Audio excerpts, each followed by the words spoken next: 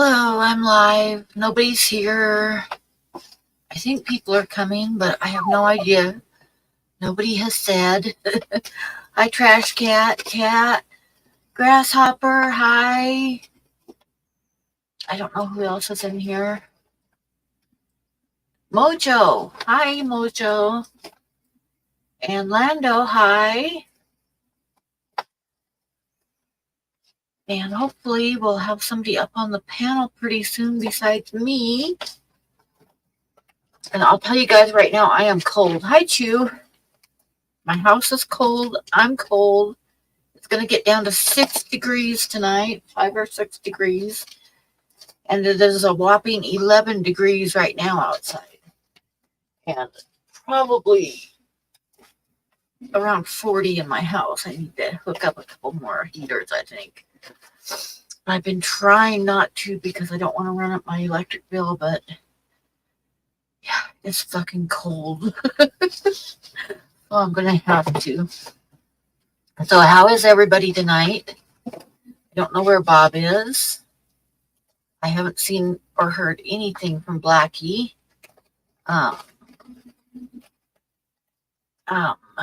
Ed said something about doing something with his parents and he'd try to come, but I got a feeling he's probably just going to be too busy tonight. I think Sunday nights aren't that good for him. I'll show you guys my drawings, though.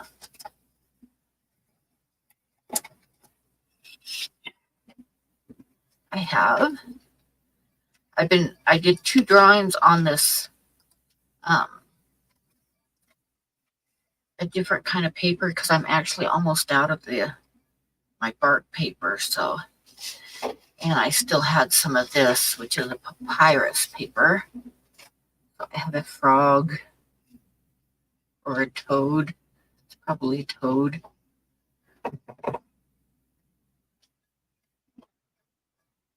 My camera doesn't show him very good, but he's there. And I have this buffalo, which is also on the papyrus paper. And he doesn't show up very good either, but in a little bit I'll show. I did get a photograph of him so I can show it.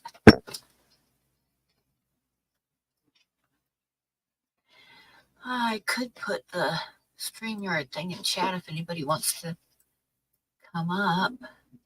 You don't even have to turn your camera on. You can just come up and talk if you want. Oh, frogs and turtles. Hang on. Yep, frogs and turtles are your downfall. I'll show the frog again. I don't have a photograph of him yet, though, but I'll show him. You can tell he's kind of blurry because you can't hardly even see my name, which is sharp and clear on the drawing. So, yeah.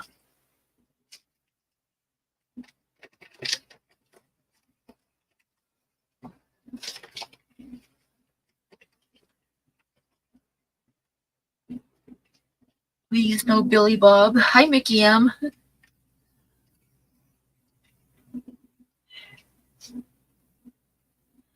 Oh, I wanted to take a shower before I stream tonight, but my house is too cold. It is cold, cold, cold. My feet are cold.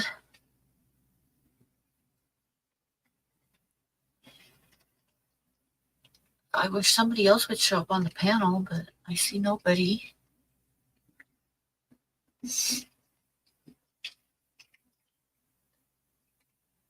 Yeah, the buffalo is done. I put it into a mat that's 8 by 10, which it's good enough to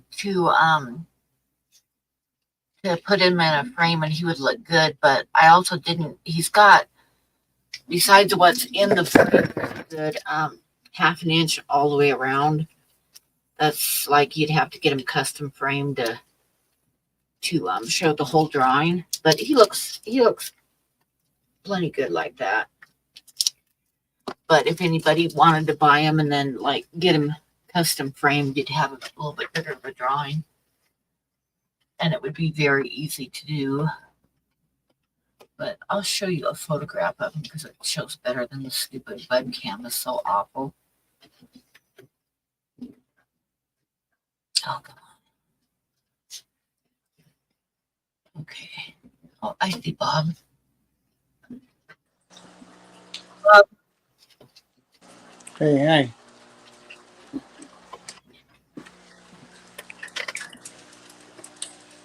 Fresh off the ladder from the front porch, trying to change my lights that were burned out. Uh-huh. Got one of them. I'm just freezing.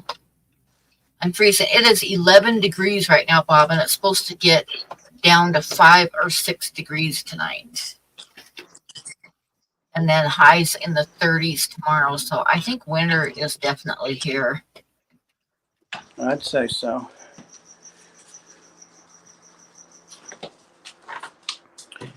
I also moved one of my pretty snakes over that could use this big tank that nobody wants. Stay down, Worm, I'm in no mood for that. So is nobody here but us? Yeah, this is it. Are you live? Yeah, we're live. So we waited to go tonight because Ed didn't feel good last night. Thought he'd be better tonight. Yeah. Ed and Blackie both didn't feel good last night. That's right. That's right. Yeah. We have to carry the torch for everybody for now. No Billy Bob.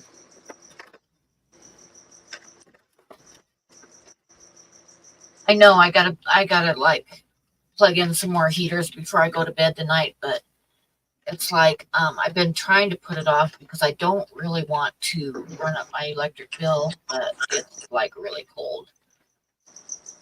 Well, if you get pneumonia and die, it won't matter, will it? Yeah, this is true. Hey, Kiwi. Oh my God, the cats are like tearing up the bag of cat food. That cat's hungry, Pam. Yeah. She's trying to tell us she needs food.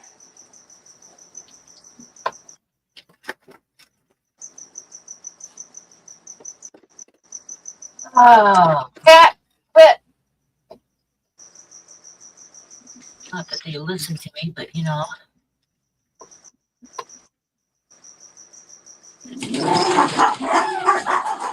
Oh my goodness, that's not at my house, that's at your house.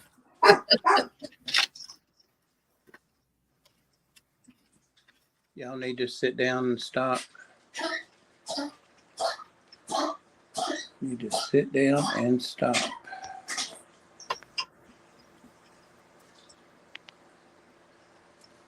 Now look at this shit. What? Weather. 11 degrees right now. The low will be 6 degrees.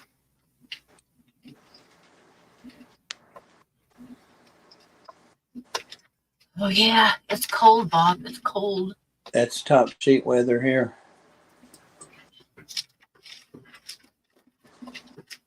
Blow me up. Okay. Blackie says he won't be far away. Okay.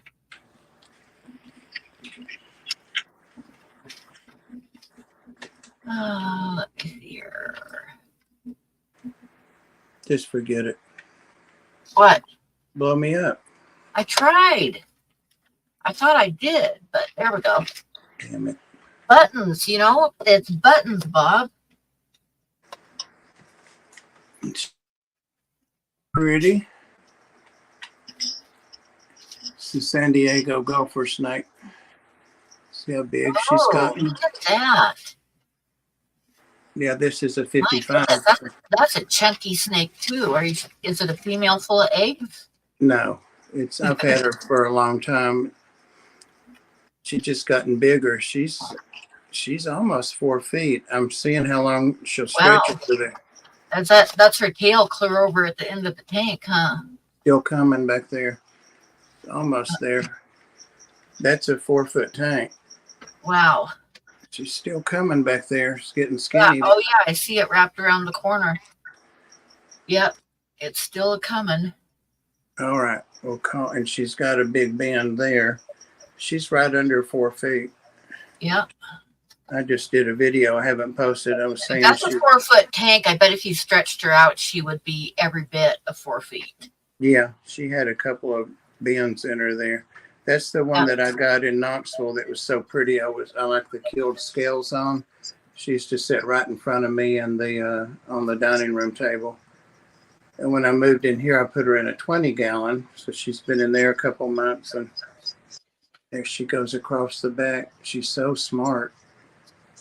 They're real intelligent snakes. They're related to bull snakes and king snakes and stuff like that. I just love her.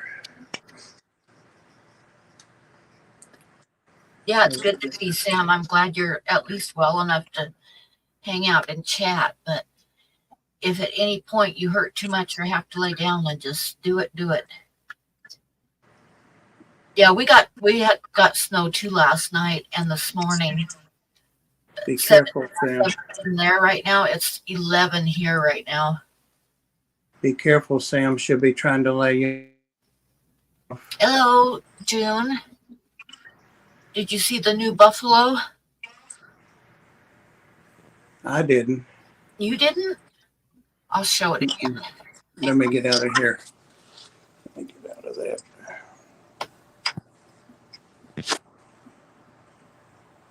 Hang on, I got to my computer has changed. They did like an update and it does stupid stuff now. It makes me mad. For one thing, it won't let me take any screenshots unless I sign up for cloud. It's like it's trying to give me no choice in the matter at all. So I think that's why I lost a bunch of photographs, because I think it updated and it's trying to force me to use cloud. So I can't even transfer photographs from my phone. Like I was taking pictures with my phone and then transferring them over to the computer, but that is all gone. It wants me to use cloud or it won't transfer anything. So I figured out the only way that I can transfer my art pictures is to take it with my phone and then email it to myself and then pull it out of my email onto the desktop. We're supposed to get in the upper 20s, low 30s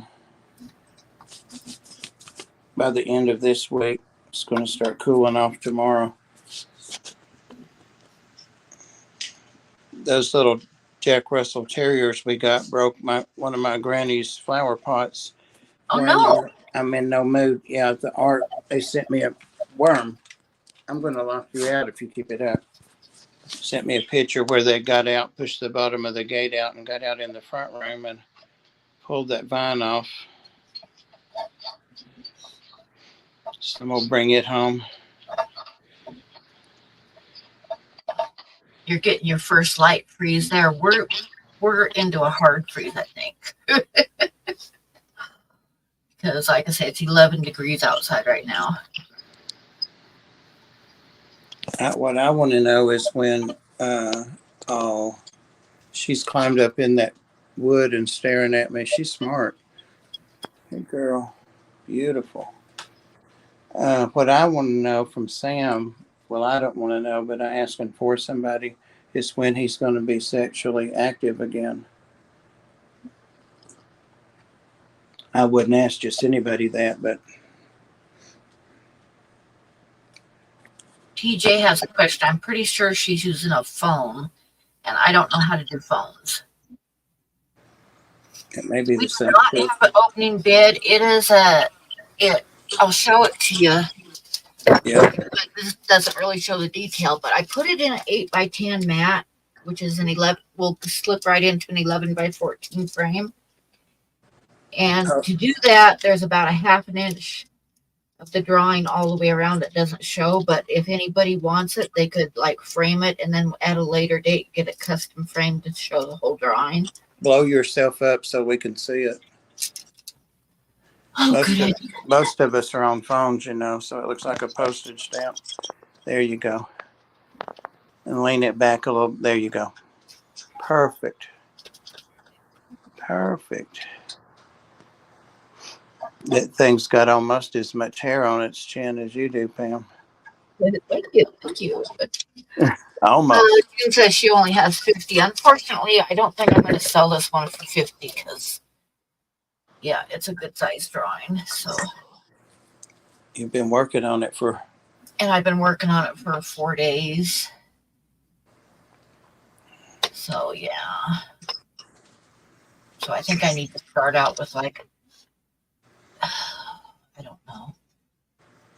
I had a couple people tell me that I better not sell it for less than 200 or they'll kick my ass. So Trash Cat knows when Sam's available again. 4 to 6 weeks. and then I've also got this little drawing here, which I'd take an opening bid of like $40 for this one. It's a frog. You see it, Bob? Yep. That's cute. Whose frog is that? It was one that Tucker sent me that he saw and took a photograph of. She just went across here again and fewer curves in her this time. She's about 2 and 2.5 inches shy of 4 feet. She's not quite 4 feet. She will be in another month, I bet. 2 more sheds and she'll be out of there. I'm glad I thought about moving her over there.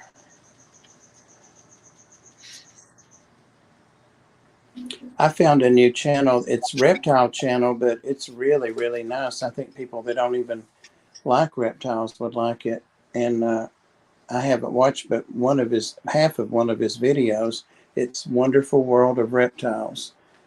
And it's a small channel. He's got like 1,100 subscribers on YouTube. And I'm going to see if I can friend him and get him to come on Reptiles. His enclosures, yeah, he doesn't keep his stuff. He's got a whole bunch of different things like some of us do. And he doesn't use drawers for his snakes. They're in habitats and they're planted, the ones that can be. And so I'm going to follow him and see if I can get my enclosures looking better too. He uses tanks instead of the, what do you call it? Little shit. Uh-huh. Now what?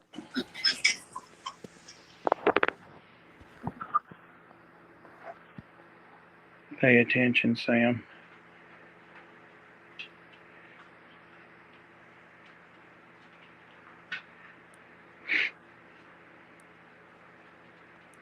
You may have to wait longer than 6 weeks, right?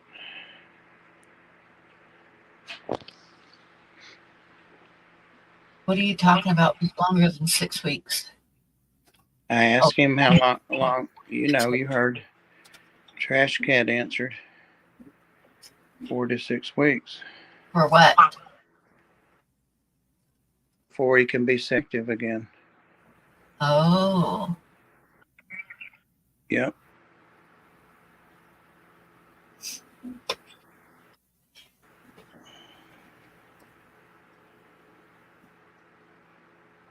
Somebody wanted to know, so.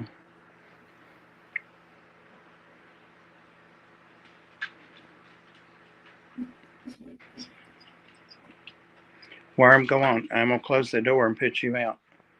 You said she'd find you a place to sit down.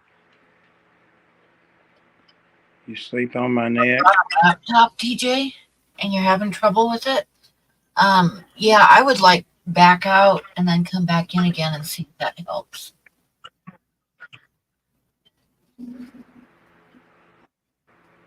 Or look at the there should be some little buttons on the bottom, like on the bottom right, and there's little different squares for how the screen looks.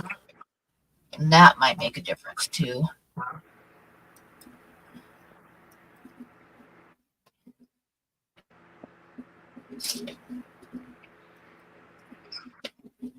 Oh yeah, there's little squares in the bottom right.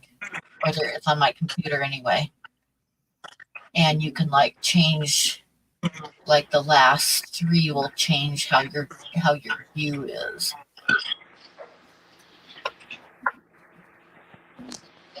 This rat just burped. Photograph as compared to the chat. So yeah.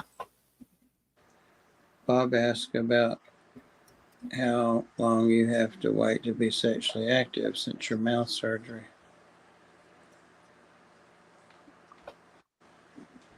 Did you hear that? That rat just burped.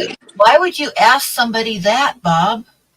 If you had been paying attention to information. If you had been paying attention to your chat, you would know.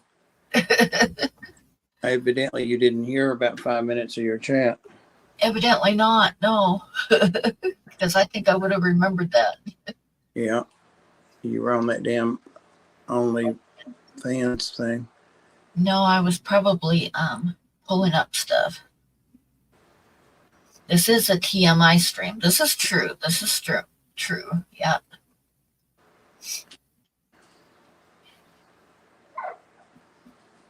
Oh, she's starting to burrow now. I wondered how she would do with this sand and soil. She is going right through it. Yay.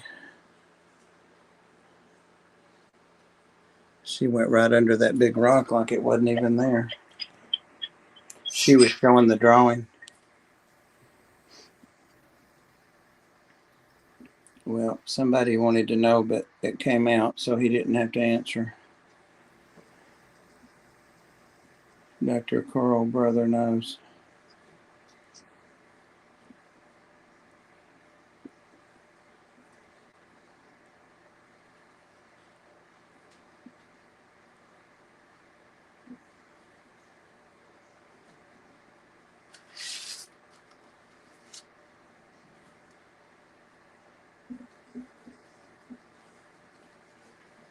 Well, I would assume it would depend upon. I'm not going to say it. No, I'm not going to say it. I'm going to behave myself. Why not? Because I'm going to behave myself.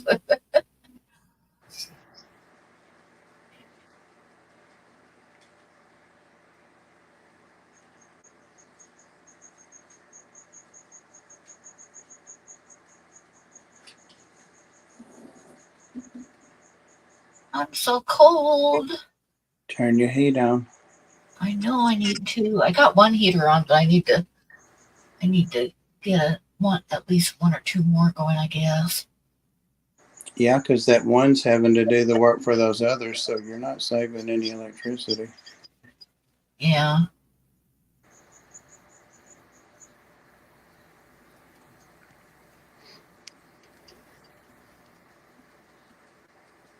So what was it? Say it. Everybody in your chat saying, say it, say it. All and nothing. It was just a comment I was going to make about mouth surgery and how long it can be before you can be sexually active. And I was just going to say it depends, I imagine, on how much you're going to use your mouth. Right. Yeah. It's understood. Hashtag say it. Hashtag peer pressure. Even he's saying say it.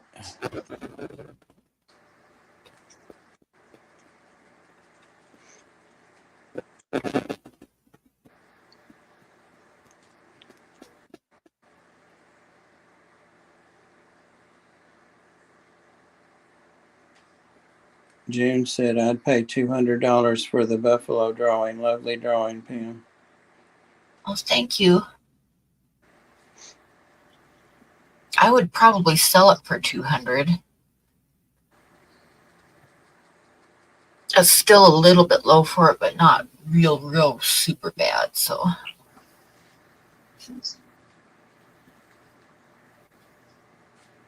Oh, I forgot to put her some water in there. It is cold here, Coral. It is cold here. Freaking gonna be 6 degrees tonight. 6 single digits. God damn it.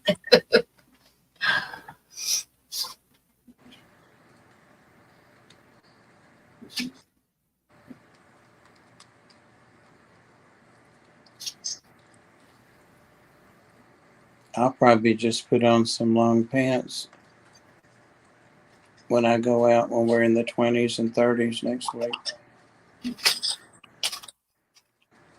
What I kind got of, long pants on. what? I got long pants on tonight, but I'm still cold. Not me. I got on some.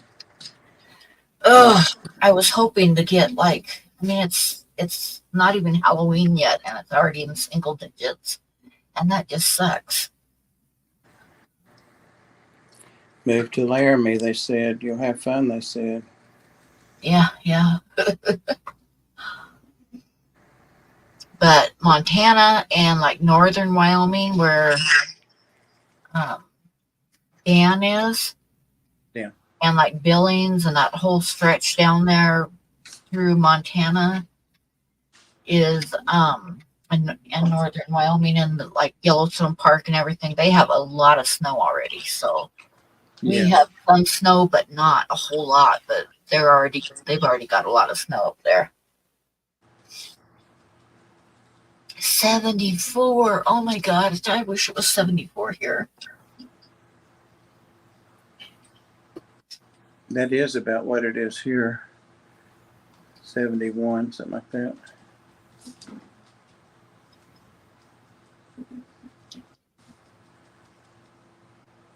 Tuesday is going to be fun. Why is Tuesday going to be fun?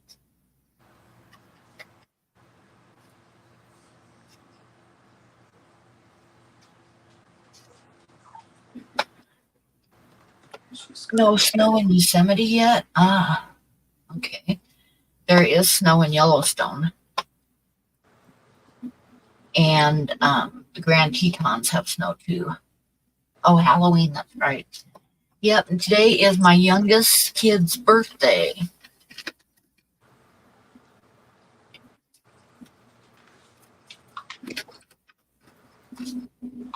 How old is that?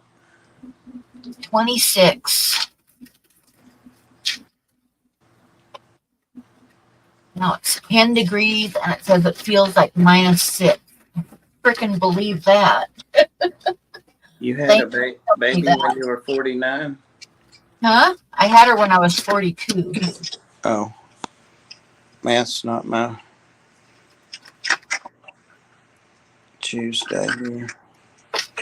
Tomorrow we got a high of 39 and a low of 14, and then it's going to warm back up into the 40s again with lows in the 20s, which I could deal with that. This thick shit is too cold though.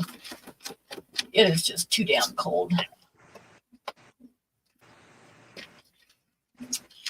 Been binge watching horror movies for weeks.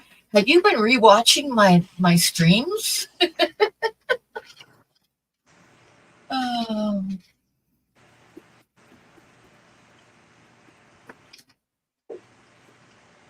That's a good idea, Coro, about the efficiency upgrade. I had them come and look at this house maybe a year after I moved in, and they didn't, suggest anything. So I didn't She do says it. Halloween is her favorite holiday, and I totally believe that because you've been posting a lot of Halloween little short Halloween clips that I've been watching. So I totally get that that's your favorite holiday.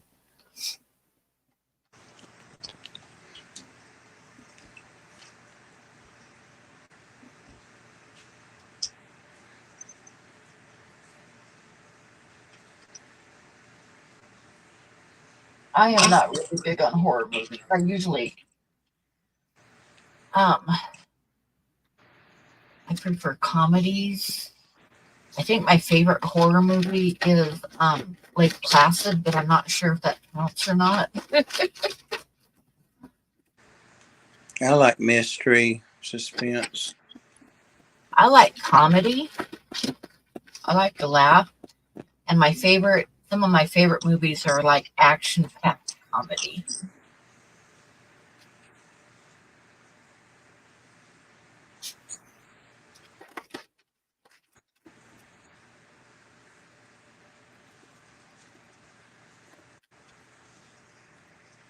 So much fun for us vampires. Yes, yes.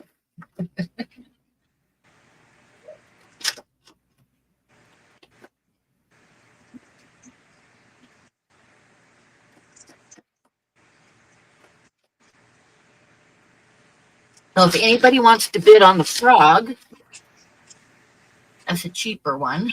I don't have a photograph of it yet, so I can show you details. So it is also on the papyrus paper. Dr. Black, hey. And of course we have the buffalo.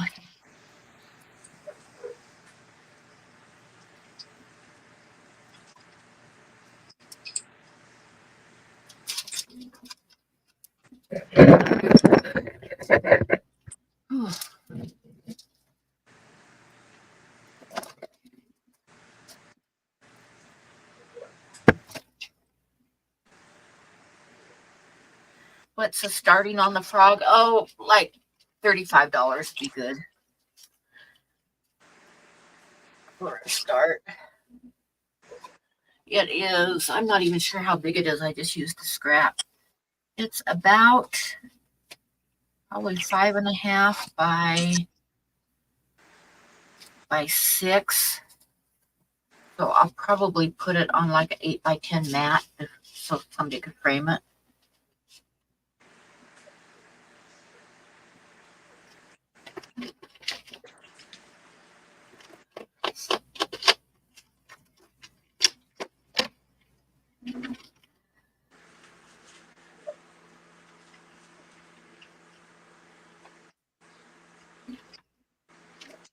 Yeah, I'm not real fond of love stories either. If I'm going to sit and watch a movie, I want to laugh.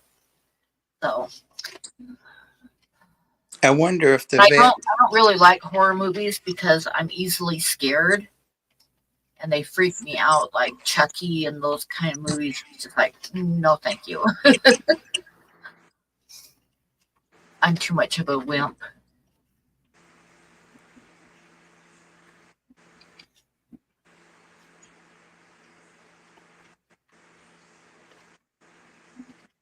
If no one bids on the buffalo, I'll steal it on the 3rd for $200. Well, could probably happen because I need to sell a couple things because I'm going to be getting an eviction notice if I don't get some rent out here.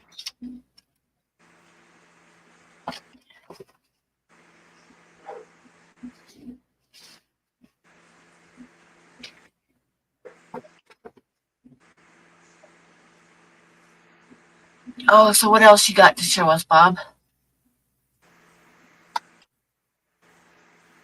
I was just going to say, I wonder if the vet would dock this rat's tail. I've been thinking about keeping it, but I don't like its tail.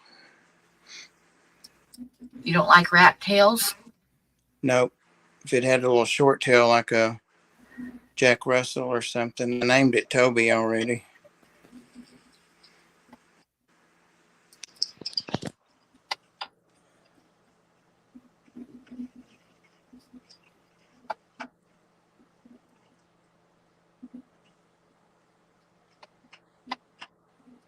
He's getting fat.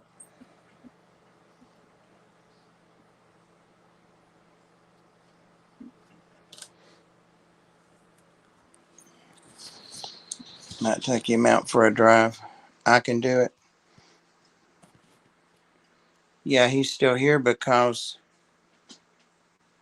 that heifer hadn't acted hungry still.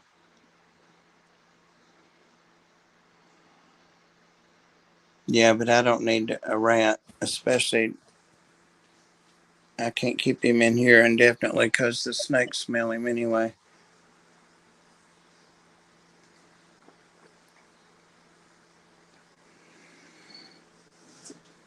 Rats are very intelligent little critters.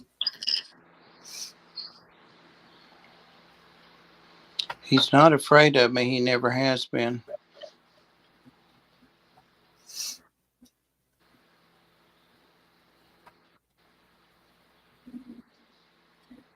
I guess if I let him go, he'd just be eaten by a hawk right away. One of my kids had rats for pets. It started with somebody calling them and telling them that there was looking for a home for a rat. So um, somebody had gotten it as a pet, and then they were in an apartment, and the apartment manager said no rats, so they just took it out and put it in a tree in front of the apartment complex, like up on a branch of a tree. So we ended up running over and rescuing it. Hello, everybody. Hello, how are you? Not too bad, thank you. How are we? Hey, Dr. Black. I am cold. No doubt. I'm quite warm. It is 10 degrees right now. Oh, 10 nice and degrees. And it's supposed to get down to 6. Single fucking digits. Nice. And that is too damn cold. Hello, Cat. Hello, Huawei. Hello, June. Hello, Trash Cat. Hello, Coro. Hello, Holly. Who else we got here? We got many people today.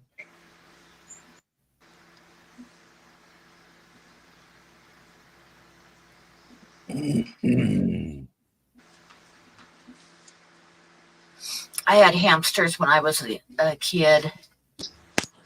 I remember my first one that I got, I had it for less than a week and it had babies.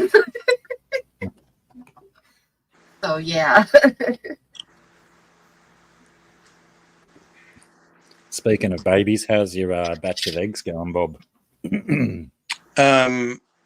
I think I've lost the 3 that I've been incubating because they stayed shriveled and the veins in them look like they've dried when I candle them. But the one that the snake had, she put it out yesterday, I noticed, and I was gone about 6 hours, and I came back and it was still out, but it had been on the heat mat the whole time unless she moved it around. So she went to get a drink, just water right beside her there. And while she turned the other way, I put it back and she whipped around like she'd been guarding it. So she's been keeping close tabs on it since then. Cool. I don't even know if it's fertile, but Hey, Vic. She's got it. That's a good sign anyway. G'day, Vic. Yeah, and it didn't get any more collapse than it was. Sorry, Huawei. I love you, brother. I saw that.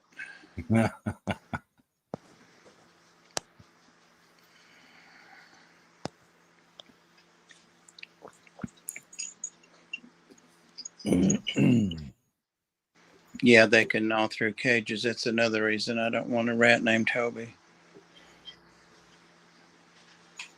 Minus 14. Yep, minus 14 Celsius. It's too damn cold. It's too damn cold is what it is. I don't care for single digits at any time. I would just as soon keep it like for at least lows in the 20s at least. I did this today, Blackie, or tonight. I moved the gopher snake up there. And hello, Vic. She's gotten pretty big, almost 4 feet now. Yeah, right. Settling in, exploring. She's been in there less than an hour, but she's, checking it out. I got to give her some water. Running a wood splitter all afternoon. I wish I had a fireplace right now. We are in the single digits. And that's just translates to too damn cold. Cat Sarah is pretty good. She's at work today and tomorrow though, so probably not as good as she could be.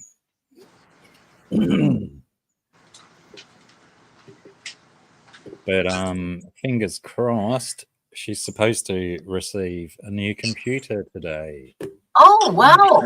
Very cool. Because her old one wouldn't even print out prints anymore. Well, I'm glad she got one. Very glad she got a new one. Yes, I took a loan so I could give her the money to do it. G'day, Mr. Green. She had her eyes on another one for the same price, which would have been a better buy. But of course, the day that she went to buy it, that good one, the better one, was sold. Oh, crap. But yeah, it wasn't a huge difference that can't be solved with an external hard drive. Will fix the difference in storage space. Yeah. Which is probably a sensible way to go anyway, to keep all of the artwork compiled on an external drive. Yeah, I've been having trouble because on one of my updates, they made it to where they're trying to force me to put my stuff on cloud. So, whereas I was taking photographs of my artwork with my phone and then plugging it in and transferring the photographs over, it won't let me anymore. Yeah, right. It won't let me do a screenshot anymore either and save it unless I hook up the cloud, and it pisses me off. They're trying to force me into it. And I want to be able to work with stuff on my desktop anyway. But I figured out somewhat a way around is I can take a photograph with my phone and then email it to myself and then download it from my email onto my desktop. Yes, usually a workaround can be found. But it's a pain in the ass. Hi, Mr. Green. Mostly I just absolutely, I have this personality flaw to where when some program or someone tries to force me to do something, it just pisses me off. You've got to have your options. Right. Right.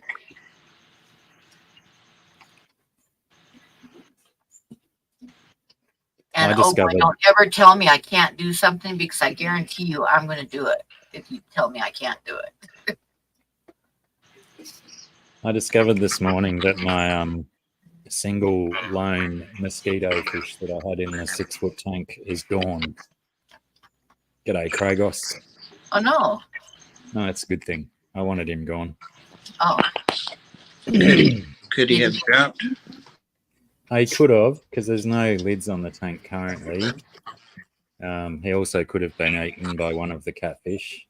Yeah, I was going to say the catfish would probably eat him if they got a chance. Because he definitely fit in both of their mouths.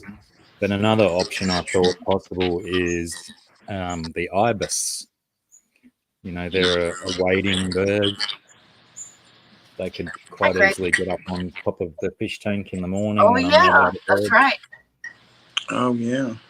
That's probably the longest of the long shots, but yeah, there's a couple of bristlenose in there, so even if it just died of natural causes, they'd make quick work of the corpse in no time. Or if one of the catfish found it dead, I'm sure they'd eat it as well. Not even time for a simple viewing.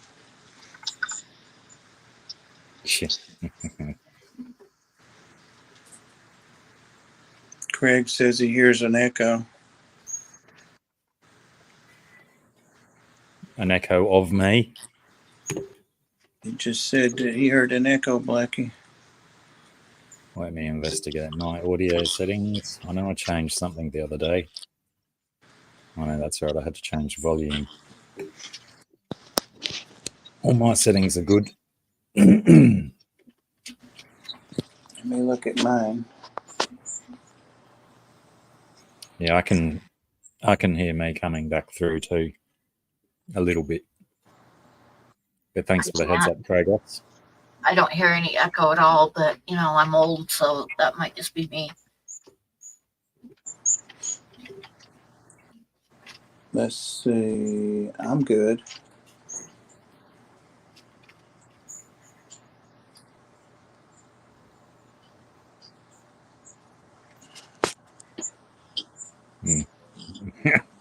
I think I can hear the finches louder than me in the echo because they're a little bit shriller than my voice.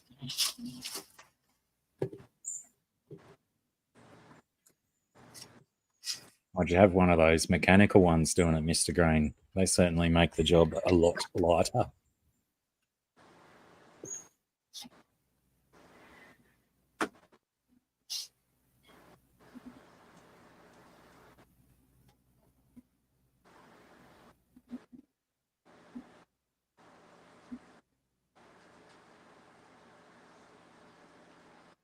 It was a nice feeling yesterday morning too when I actually confirmed that I do have 2 bristlenose in that big tank, because I don't only ever see one at a time. So I had myself convinced that one of them had died. But yeah, yesterday morning they were both hanging out on the glass, cleaning the very algae good. off. Oh my God, this snake just took a big dump right up there where it was. For sharing that with us, Bob. I'll be scooping that out of there. That'll smell like shit. Funny that. I thought it had gone to sleep. All last year, one of my pythons that lives in bird box outside my bathroom window would always do its toileting straight outside the open section of my bathroom window, and I'd have like 2 or 3 days of that stink wafting in through the window. Quite unpleasant. Oh, Angel at fish eggs. They already done breeding for you, Craig, or are they just learning? Because that's what Angel's got to do mostly, isn't it? They got to get good at it. They never seem to be able to do it first go.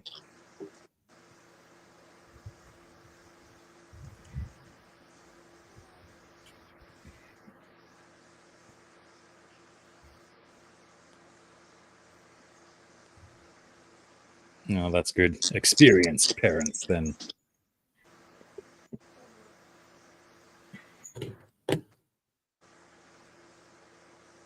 She knows where she did it because she did a sharp right when she got down toward that rock and went behind it. Yeah.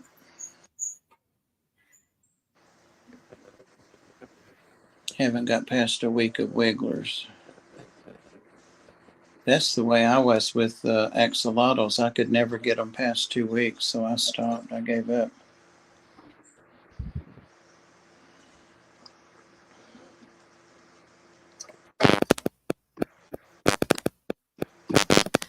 Oh, it's so cold. I'm so cold.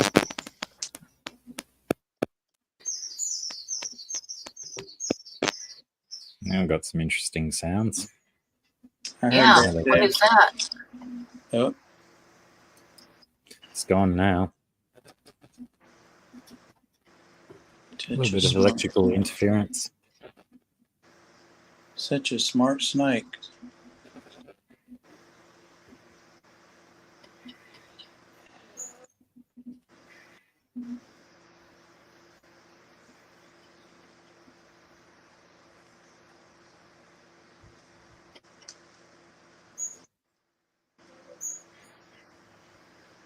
The food or the water changes. What are you feeding them, Craig?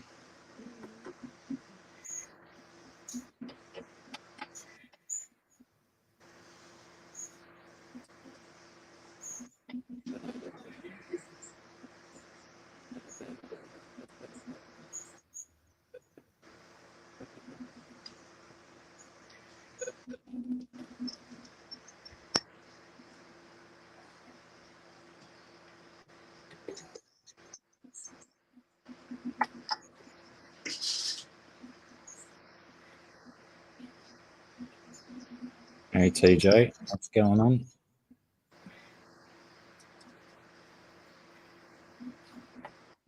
Huh. That sucks. Brian, okay.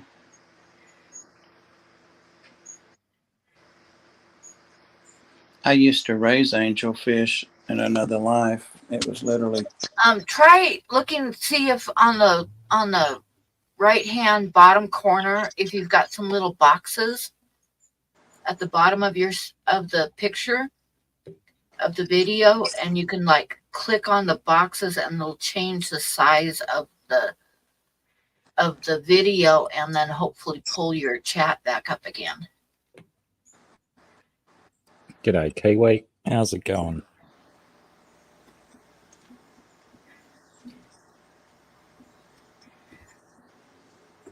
Long time ago.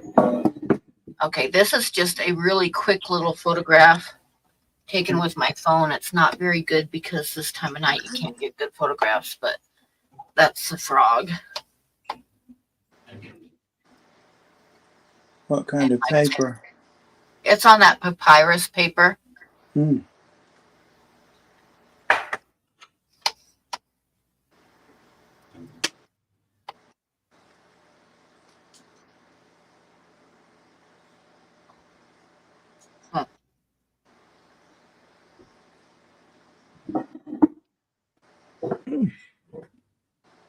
And then I'll show the buffalo again.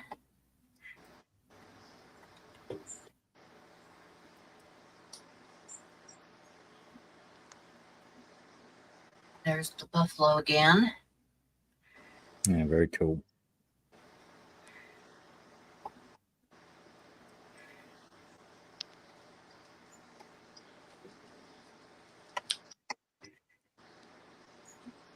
And there's the freezing Pam again. Oh, good, TJ. It went back. Good.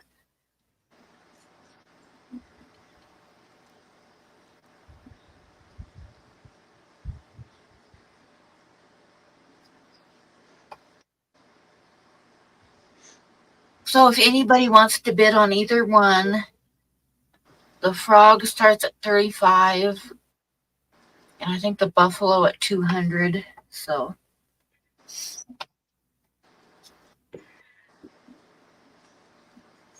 Trash Cat mustn't have been there when I answered that question earlier. what's that? Asking how Sarah is. Oh yeah. She's good, except she's at work. But when she gets home today, she should have a new computer waiting for her. So she'll be much better then, hopefully. That is just awesome. I'm so happy that she got one. Yeah. It was doing her head in because it was, even when it was doing prints, it was taking so long to just, organize the picture and get it the right size and then get it to print. Oh no, Susie Q just posted that her dog bit her. Uh-oh. Or bit something that the title cut off before I could see it all. Uh-oh, that's not good. Something about my usually loving puppy bit. That's all I saw.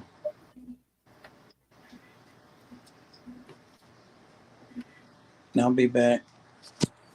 I'll be right back. Don't go nowhere. Anywhere. Okay. All right.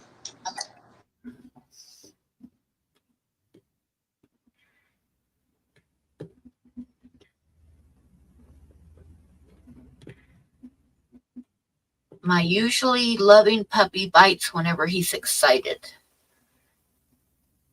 I've tried everything. Lab puppies, hashtag black labs. Oh, that was 3 days ago, Bob. She posted that 3 days ago. Yeah, it's funny how I get notifications like that too. But it seems like it's just happened, and then you go onto it, and it'll say 2 days ago or yesterday. Yep.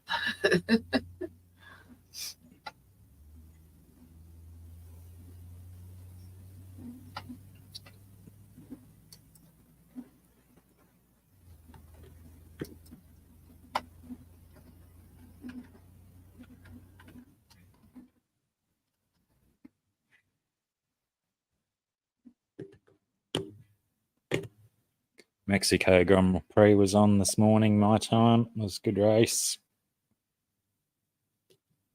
Not that many people are interested in that. Cricket World Cup's on too, for those people that love cricket.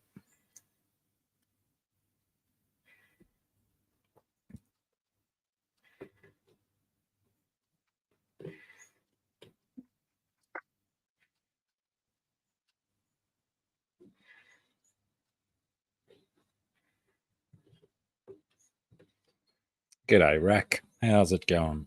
Hey, Rack.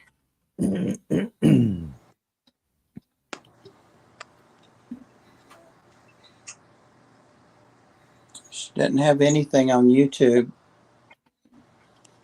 No, it's on YouTube, but it's from 3 days ago. She posted it posted the video 3 days ago. Why did it just get recommended? I don't know because It just that's what I flashed was up. But saying. sometimes it sucks. okay, it just flashed like she had just posted it. Yeah, Yeah. I get them too.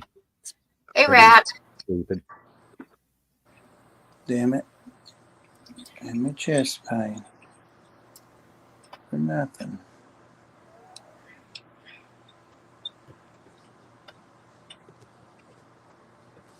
Was something. What did you say it was? My puppy bites when it gets excited.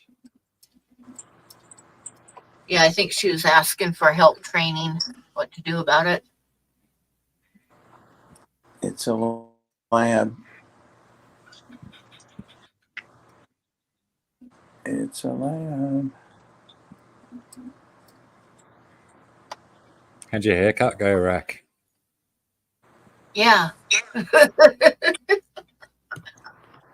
I'm going to throw the link in here so we can all see your new haircut.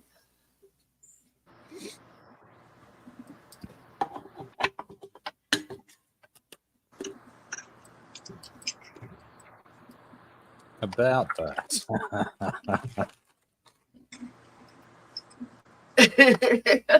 Well, you can come up and show us. Lost the nerve, eh?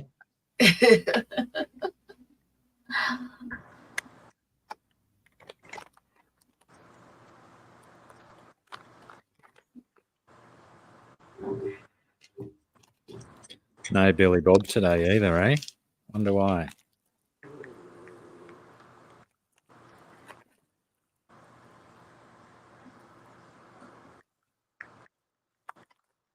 I was thinking about that dude the other night, a Billy Bob fella. How he was saying that he's been on lots of panels. And I was thinking afterwards, I bet he's only on each panel once. G'day, Mojo.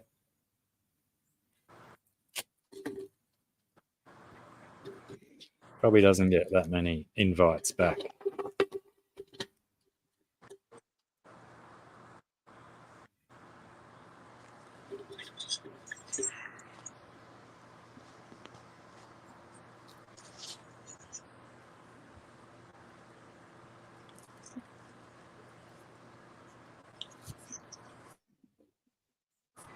Well, you heard what Pam said earlier, Kat.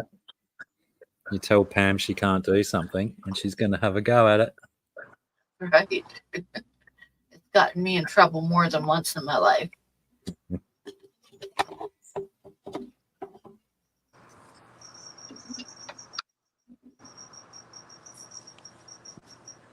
I think one of the dumber times was I had this old was a Chevy station wagon. G'day, And Johnny. I was with a friend underneath the Rainier Bridge in the sand dunes. And actually, we went underneath the bridge to get stoned. We were kind of parked in the sand dunes, and this Jeep full of guys went by. And she's like, "Oh my God, they're cute. Follow them." So I was following them. They went up and over a sand dune, and she's like, "Don't even think about it. You can't do that." So, and I got stuck really good.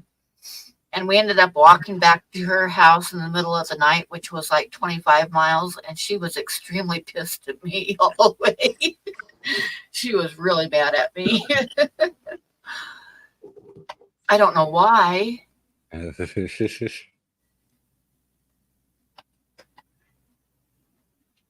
Yes, Kiwi. I reckon that is the best method for training any bad behavior out of dogs is take their attention away. Or take your attention away, I guess it is. Keep an eye out for Ed. He might be feeling better. He just liked one of my reels. Oh, nice. Yep. No more Billy Bob. Oh, yeah. How is your mouth going, Huawei? Apart from being very, very high. I mean, very, very pain relieved.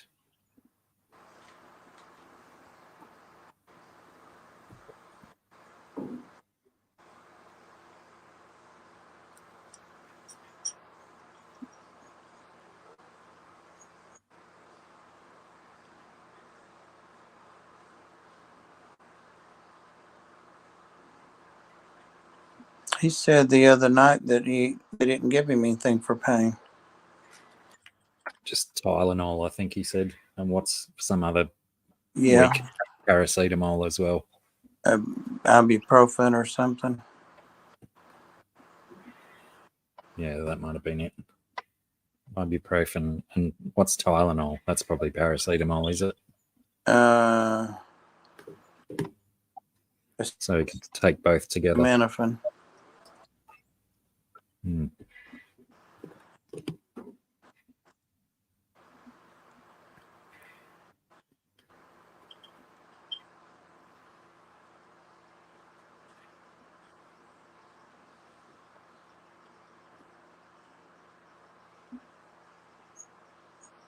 Hmm.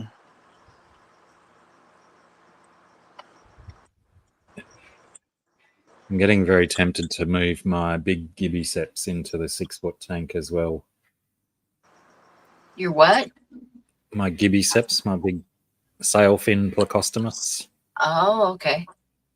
from this tank here into the bigger tank, because it's so exposed to the sun that the algae's growing faster than the two little bristlenose can handle it.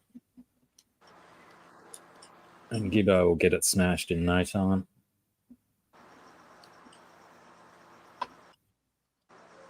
Because, you know, why use a mag float when Yeah.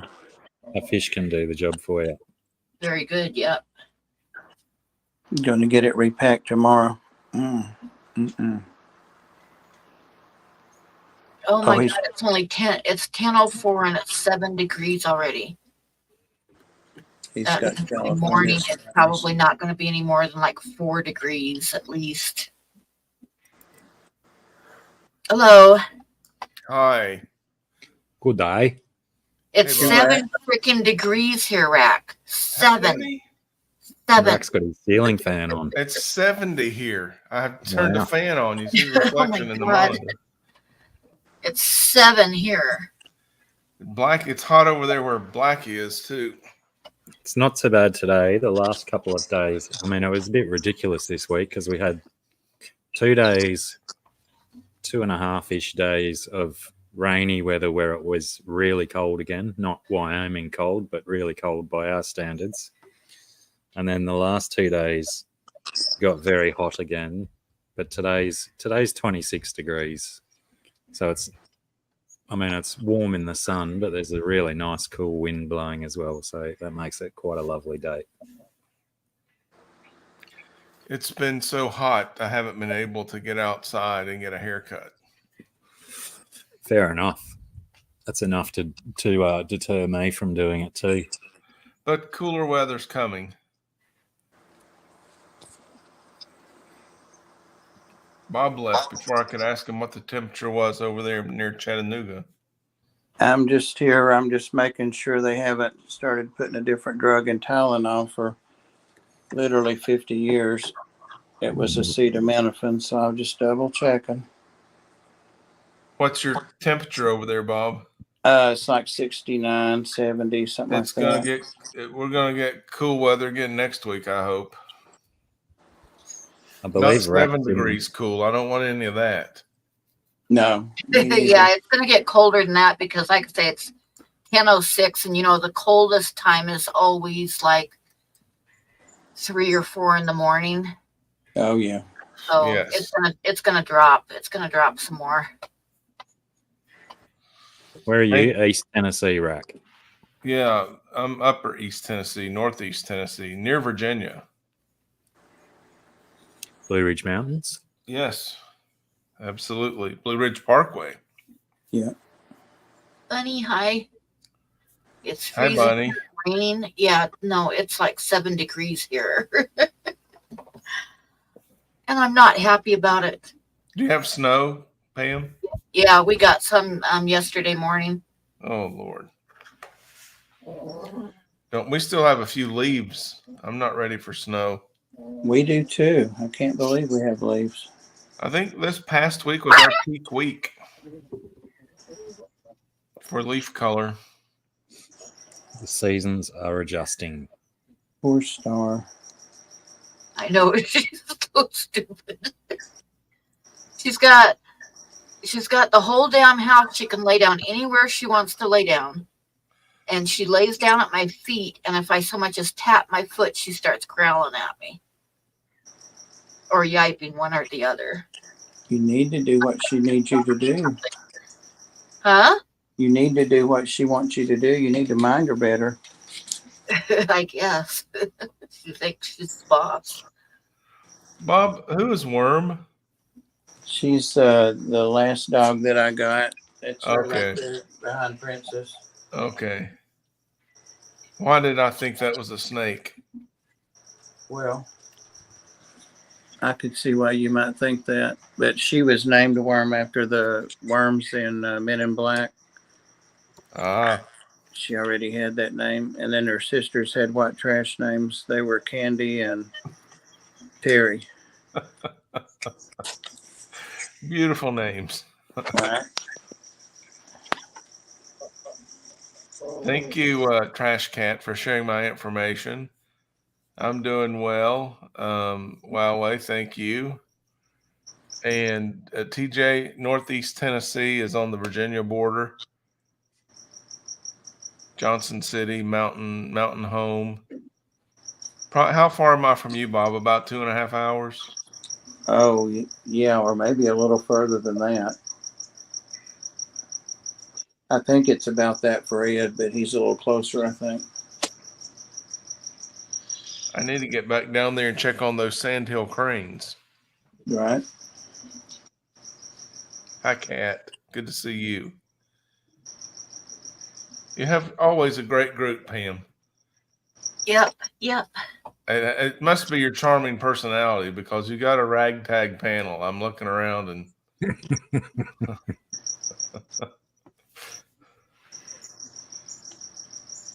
It's not really my personality.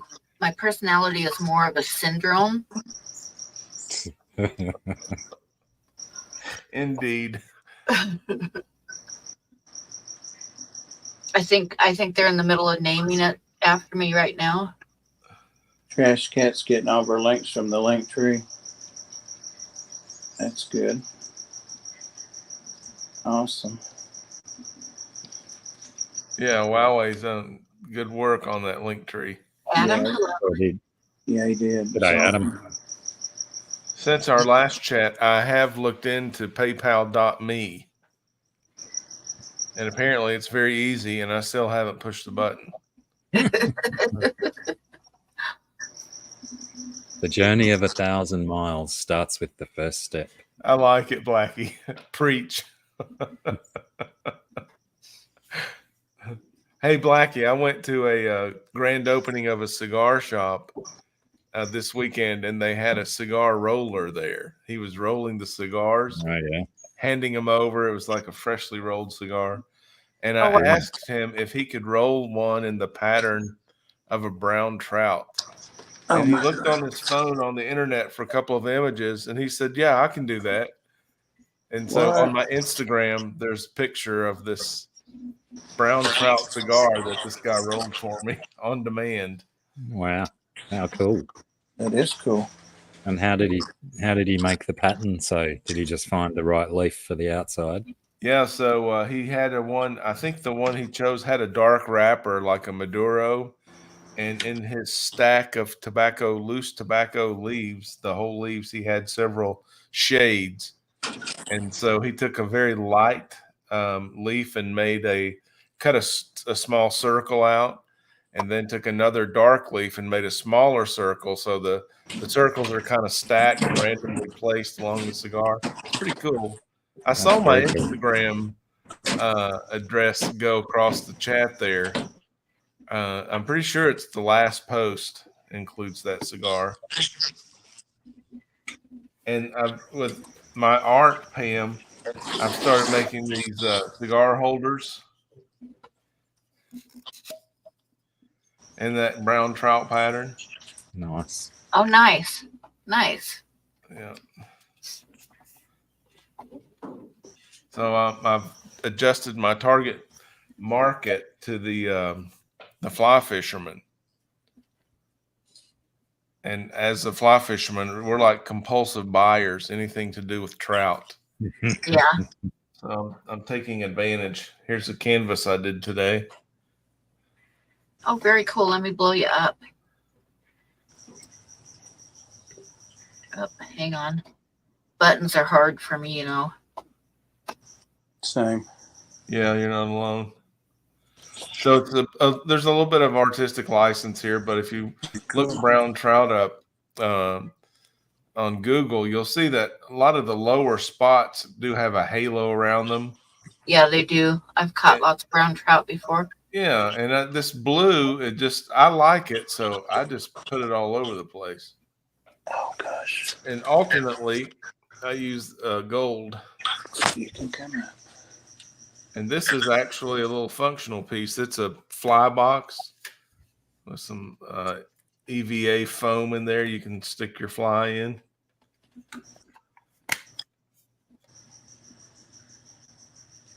Very cool. Yeah. And these pieces are going to be in my art show in July. I don't know if you've seen my sticker. I like that. Yeah. Those will really I be had worth those made That, before I that got my was haircut. that was before your haircut, right? right. Yeah, that's so I'll remember what I look like before I got my haircut. Those will be collector's items. So what's the show that you're talking about in July? So it's the big show here locally that I had to schedule 2 years in advance. I can't believe 18 months has passed already. And I'm not ready. I'm just building the body now. So I have the studio's alive. I have canvas everywhere, half painted. And I've built another mobile, and I've got several smaller pieces to sell because I want art to be accessible in the show, not just large pieces with big price tags. But it's going to be trout centric, and it's going to speak to the native environment and ecology. I call it open floor plan, and that's in reference to a riverbed. Oh, nice. I think so. I'm enjoying it, and I hope the people like it. And you know, Pam, we've talked on your show before about my public art it was jured into a large banner show. They're making banners of art and putting it in a park. And it was supposed to have hung in July and been up for 2 years. Johnson City Public Art Commission. Oh, nice. And they sent the wrong banners. They didn't fit the poles, the light poles that they hang from, so they had to get new ones, and they didn't come in until September.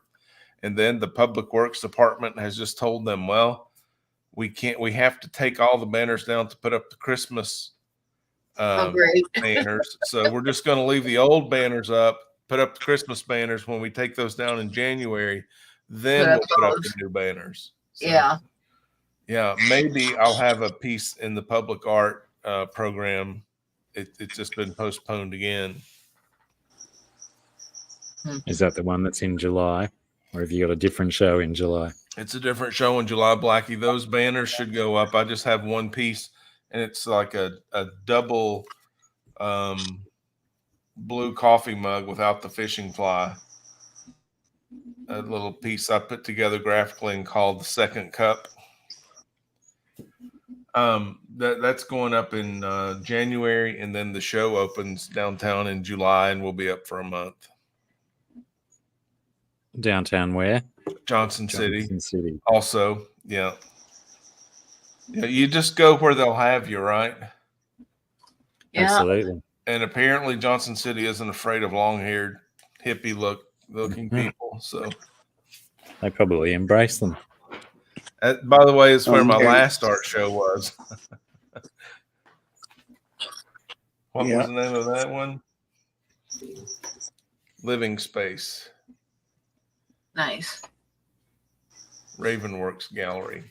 And they were so nice, Pam. They kept a couple of pieces for kind of like a permanent display collection. So I guess they're representing me now. It's good to have representation. It's better than the alternative. Man is not an island. Hmm. TJ, they're in Johnson City, in case I didn't say that. And Adam, you got your stickers from the last show. How far is Johnson City from you? I mean, I'm basically in a suburb of Johnson City. Oh, no. Huawei, I copied and pasted that because I'd never heard of what you and Lucky were saying. But the reason he was saying it is because that's what it's called where he lives. But not where I've lived and worked all my life. So I don't know how the hell you knew it unless you Googled it when he called it that. That's probably it. Anyway, you're both right. And I'm right. It's the same thing. It's all the same thing. I discovered this morning. I've made a lot of discoveries recently, haven't I? I think I've started every second sentence with "I discovered." I had my t-shirt guy message me this morning saying that my order for t-shirts is for 90 t-shirts. Maybe slightly over ordering, but as the Bible says, it's better to have than to have not. That's right. That's right. You probably got a better discount per shirt too. Oh, Bob disappeared. Yeah, he's given me pretty good rates. Well, that's what I was told in the start. We haven't talked money for a long time, but he's going to run off one of each design first, just to make sure that the pictures all convert to Right. shirts well enough. He reckons they will. But yeah, hopefully he has some kind of invoicing process where I can pay it off piece by piece, or lets me go and sell all the shirts first and then pay him out of the profits. Man, that's a golden deal. You don't find those very often, not around here anyway. I'm fairly certain I won't get that kind of golden deal. I'm sure he will be requiring some form of payment. But yeah, one of the awesome kickers was that he said if we ran out of stuff, he'd go print them and deliver them to the convention center. Because it's a 2-day thing. So, if we go sell everything like hotcakes first day, he'll go and burn some midnight oil on the Saturday night and bring them over on the Sunday. Well, best wishes on that. I started out in t-shirts. I love t-shirt design. It's fantastic. Well, Sarah's got, I think she's got at least 20 now, which she's just hand drawn with Posca pens. Yes. So they're all unique shirts. So fingers crossed we can up the price on them a lot, because some of them took her a long time to do.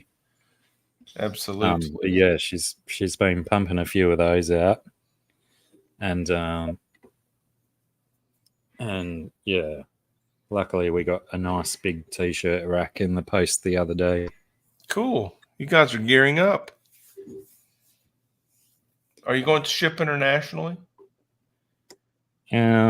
Possibly. T-shirts shouldn't cost too much to ship international, maybe $10 or $15. Oh, so Bob said goodnight, so I guess he's not coming back. Well, good night, Bob. Good night, Bob.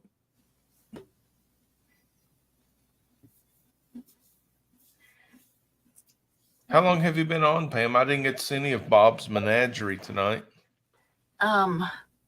I've been on for about an hour and 20 minutes. Okay. Did Bob have his bird with him tonight? Nope, not tonight. Okay. He showed us a big snake. What was it? The gopher snake, I think Yeah. it was. Oh, those are cool. because his false cobra died. So he's moved the gopher snake into the false cobra's tank. That's a really cool snake, the gopher snake. Yeah, it looks pretty. I did an art collab with a national podcast within the trout industry. We have Pam. Did you sell that tonight? Nope. It is for sale though. Is it a card or larger? It's a big one. It's a 8x10. Oh my gosh. What do you get for your And it is on papyrus paper. Yeah. Which is almost like a real thin wood, kind of like woven wood. Let me see if I got a piece I can show you. Here's a blank piece. I used to do an occasional drawing on this. It's colored pencil, but see how it's kind of like woven, got a weave to it. Nice. Looks expensive. Yeah, I had some left over, and I'm almost out of bark paper. So, and I decided that the buffalo was a good subject to put on it. Mm-hmm. It fits the paper pretty well. And I put it, of course, it doesn't show it very well, but I put it like in an 8x10 mat. Mm-hmm. But that ended up, there's like a ½ inch extra all the way around. So I figure if someone just wants to slap it in a frame, they can do it with this. And if they want to eventually get it custom framed, they'll have a little bit bigger of a drawing because it can be taken out of there really easily. And it's got, like I said, good ½ inch drawing all the way around it that's covered up. What medium is it? It's colored pencil. Good. What brand do you use?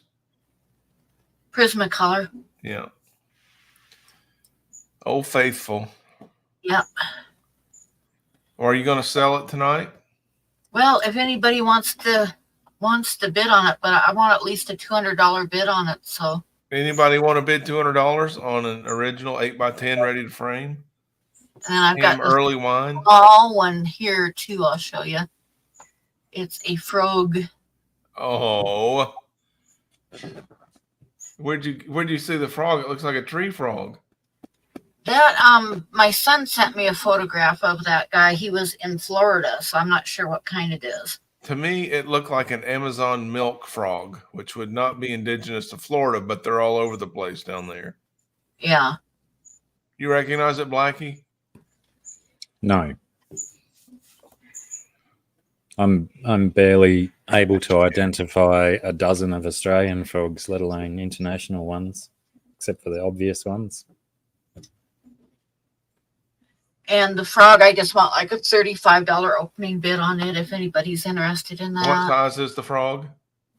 The frog, I didn't actually measure it. I just kind of like cut off a piece of extra. But I think it is looks like it's about 6 inches Oh, tall. wow. That's much bigger than a card. It's about 5x6. That's a good size piece to start at $35. Yeah. $35 for a 6-inch by something About, possible Amazon yeah, milk frog. it's about 5x6. 5 by in that 6. neighborhood. So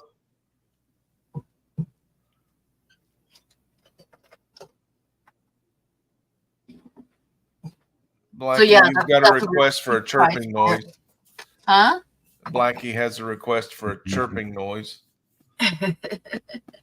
Holly's cat's looking for my geckos.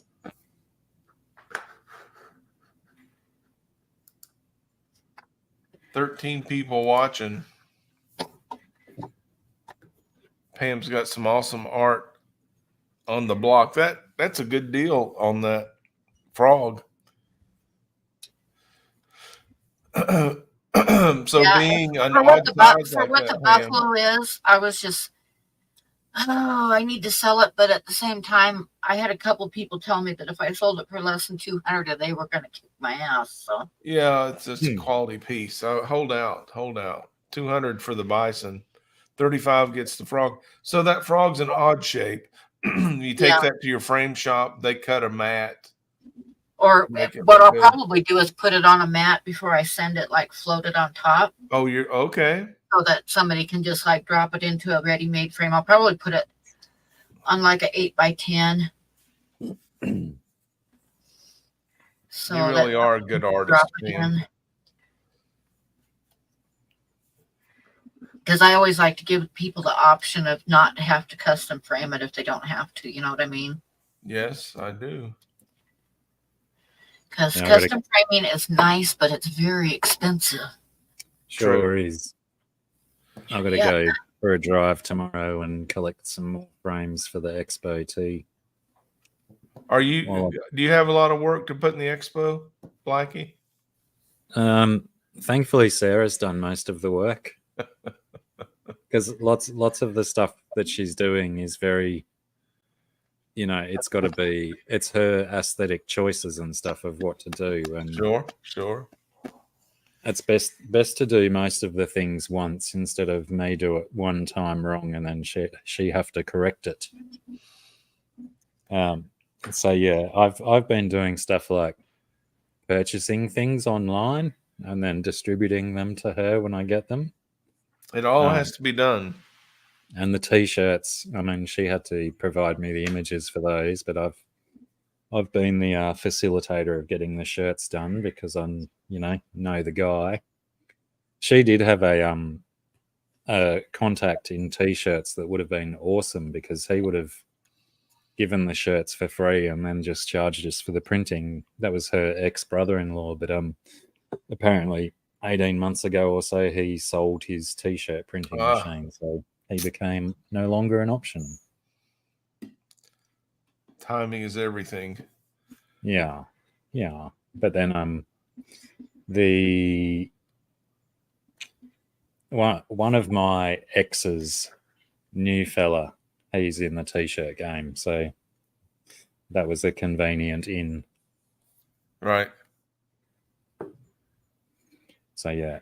Well, have you been doing any drawing or painting at all, Blackie? I did like what was I doing the other night? I was up late, probably watching cricket. I think I was. And yeah, I did a little bit of scribbling, but I wasn't happy with what I did, so I just packed it in. But I did organize my pens into a pencil case proper now. Nice. I like art gear. So I streamlined my pile of books and pencil cases and whatnot that normally I keep on my little desk every night. Oh yeah, I move it to my bed while I'm sat at my little desk and then move it back to my little desk when I go to bed.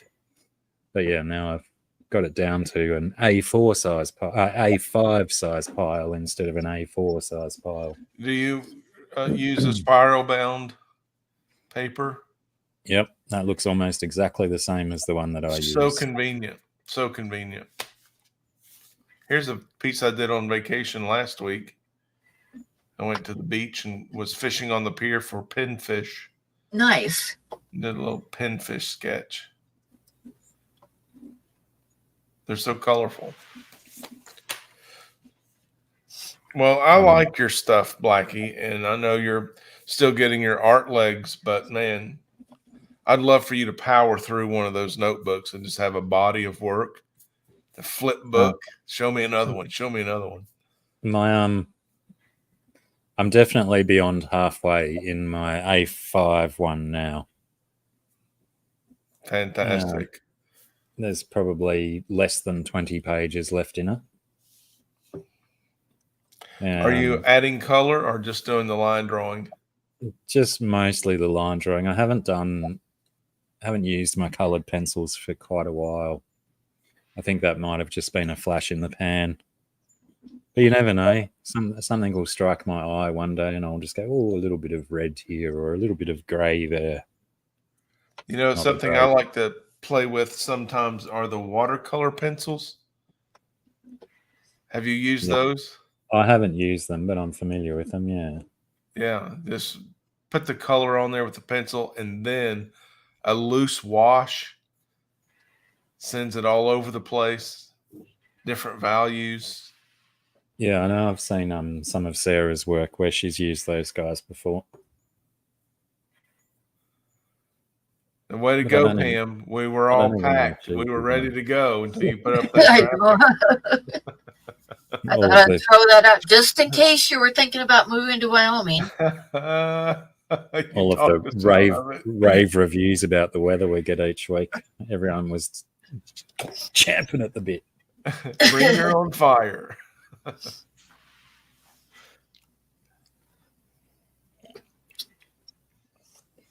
Nobody has a bid for Pam's art tonight. 35 for a frog, 200 for an incredible bison.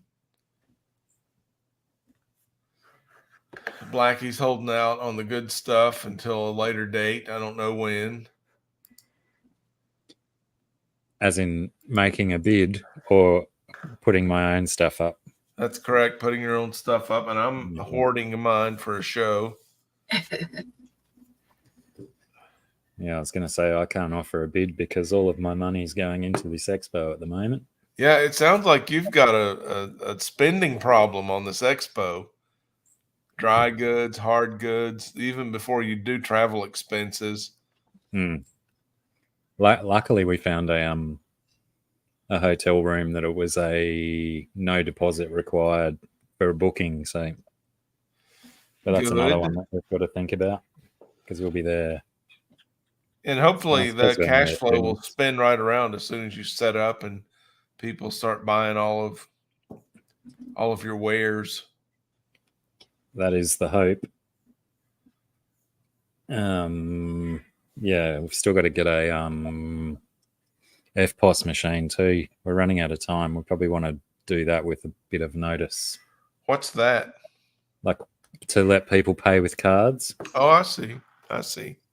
Like I'm sure there's no doubt there'll be ATMs there or cash points, whatever you want to call them.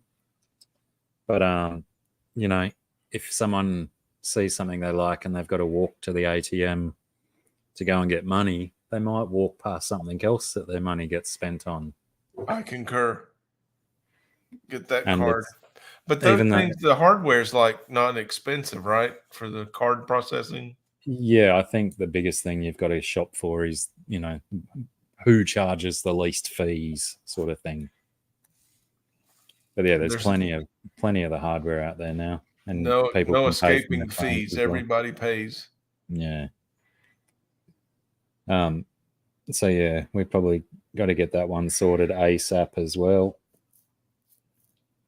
But yeah, definitely worth having. I mean, you could just give people your bank numbers and say just do a transfer, but again, that's a lot of piss farting around instead of just a tap done. And Yeah. I believe all of those FPOS machines now do the phone stuff as well. You know, how you can pay with your phones now too. Oh, that's what I was going to say. I have the Apple card and the Apple phone, and I don't have to take a card. I don't know who's charging it, but I don't have to take the card out of the wallet that's magnetically attached to the back. Yeah, right. Oh, and by the way, I visited, since we talked last, the Asheville, North Carolina Art Museum. Nice. Issues free stickers after you pay admission. Uh-huh. What is your branding on that Kragos, if you wouldn't mind? Oh, which one? No, Craig. Craig's telling me because Craig does markets. Him and his wife do crystal. Oh, Craig's markets Catfish Cave. What is up? So yeah, that's certainly Office in my Works. price I'm range. not familiar with. Is that That's Australian? it's like our version of your Staples. Okay. Big warehousey type office supplies joint. What, Pam? What do you use? Thanks, Kragos. For like Electronic payments. I don't actually take anything except PayPal. So Which it works. It works. yeah. When I used to do like the Oh, art shows and stuff, the like fairs, art fairs, I would just take checks or cash. So yeah, but if I was going to start doing it again these days, I would definitely get some kind of a card machine. Did you do, when you were doing shows and stuff, Pam, did you do a lot of prints? Yes, I did. Yep. I think that's where the market is. It's just difficult for the artist to establish that inventory and then carry the inventory, Yeah. because the print people, they don't want to make one print. No. They want to make 1,000 prints. Yeah, exactly. How did you do that? I would just, if I did something that I knew was going to be popular, I'd usually run off, like have at least 50 made.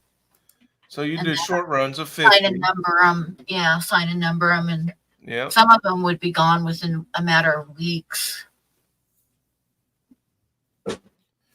Did you usually get good prints? Or was it a hassle to get a good print? No, I'd get good prints, because I just figure if I'm going to do it, I'm going to do the best, you know.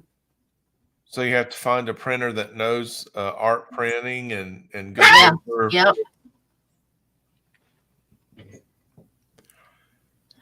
Which I don't have anybody here in Wyoming. Last time I did that, it was when I was living in Montana. So if I was going to do it now, I'd have to like basically start from scratch. And also, Yeah. Well, the find a good good news is photographer to get a good photograph of it to begin with.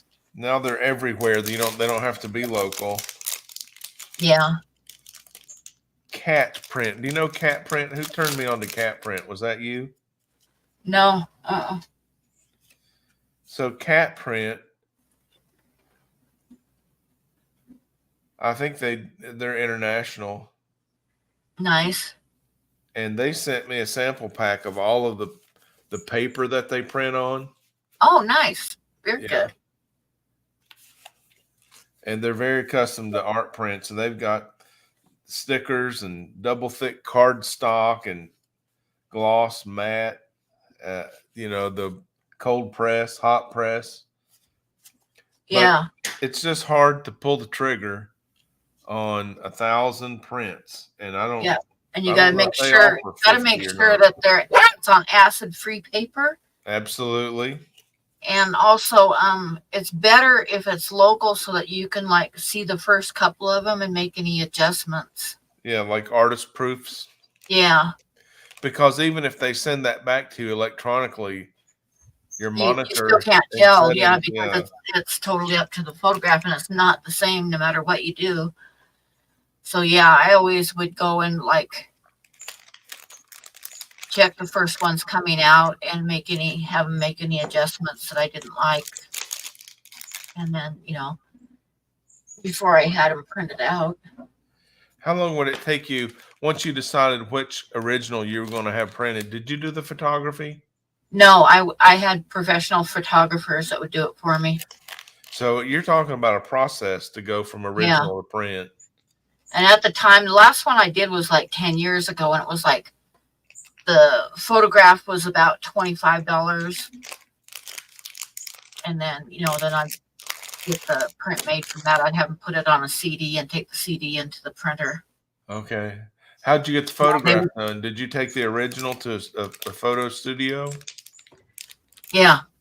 Wow. Yeah. And he would always, the guy I had do it was really good. And he would always, he'd take about 4 photographs, and one of them would have a little color chart down on one side. So the printer could use that, to match, to get a close proximity to the color, Excellent.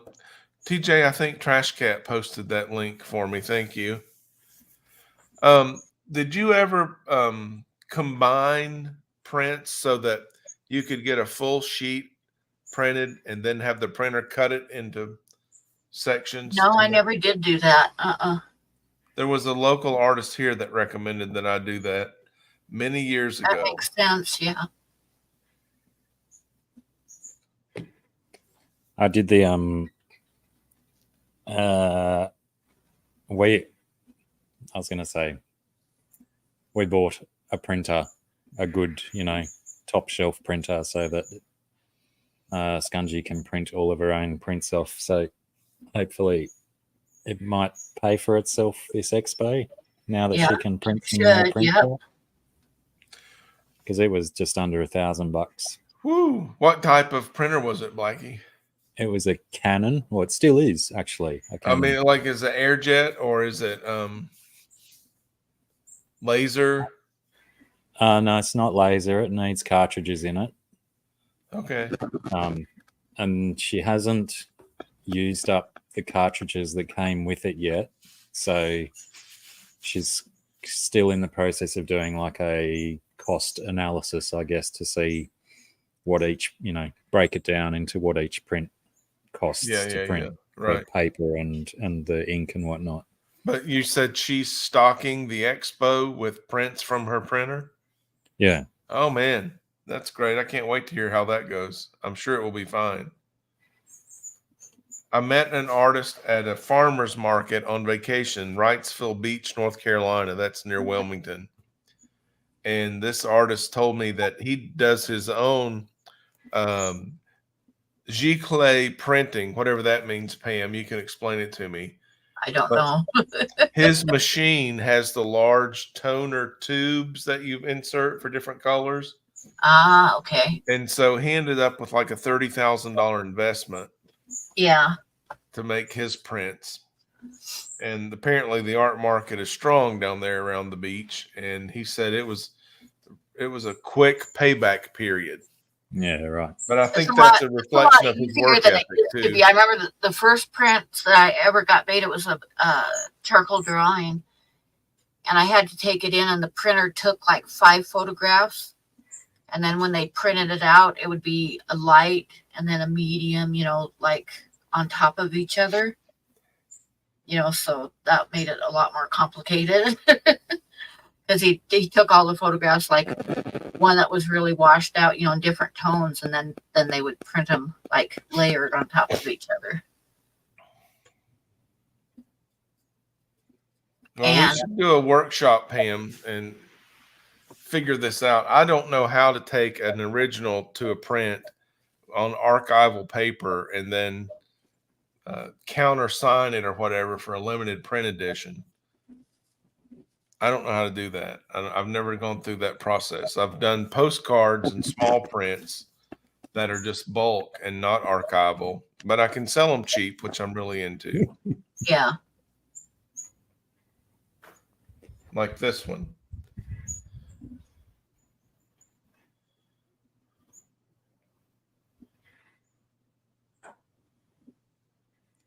These spastic little finches still don't understand that their seed is stored behind glass. So are they nesting now? These guys have been nesting all year round. Wow. Because we had such a mild winter. So we have bluebirds going back into our bluebird boxes, but not to nest, to roost. They're getting their roosts picked out. Yeah, I was very surprised. It was dead set the middle of winter, and these guys were bringing fresh babies along. Nuts. And then a couple of weeks ago, maybe 2 or 3 weeks ago, there was at least another 2 batches of babies. But yeah, they've just been going nonstop. I had a probably because someone's feeding them so frequently. Let them have the food. I had it is fun to watch them when their seed tray's empty.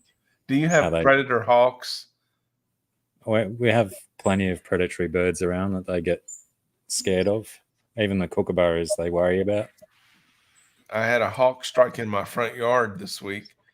Oh, wow. Last week. It got a mourning dove, which is a large bird. Yeah. A Cooper's hawk. And it was right along the sidewalk, and it left a feather trail that was probably 20, 22 feet long. That bird was, I was going to say it was flying. By that, I mean it was traveling at a high rate of speed when it hit that dove and drug it for 20 feet.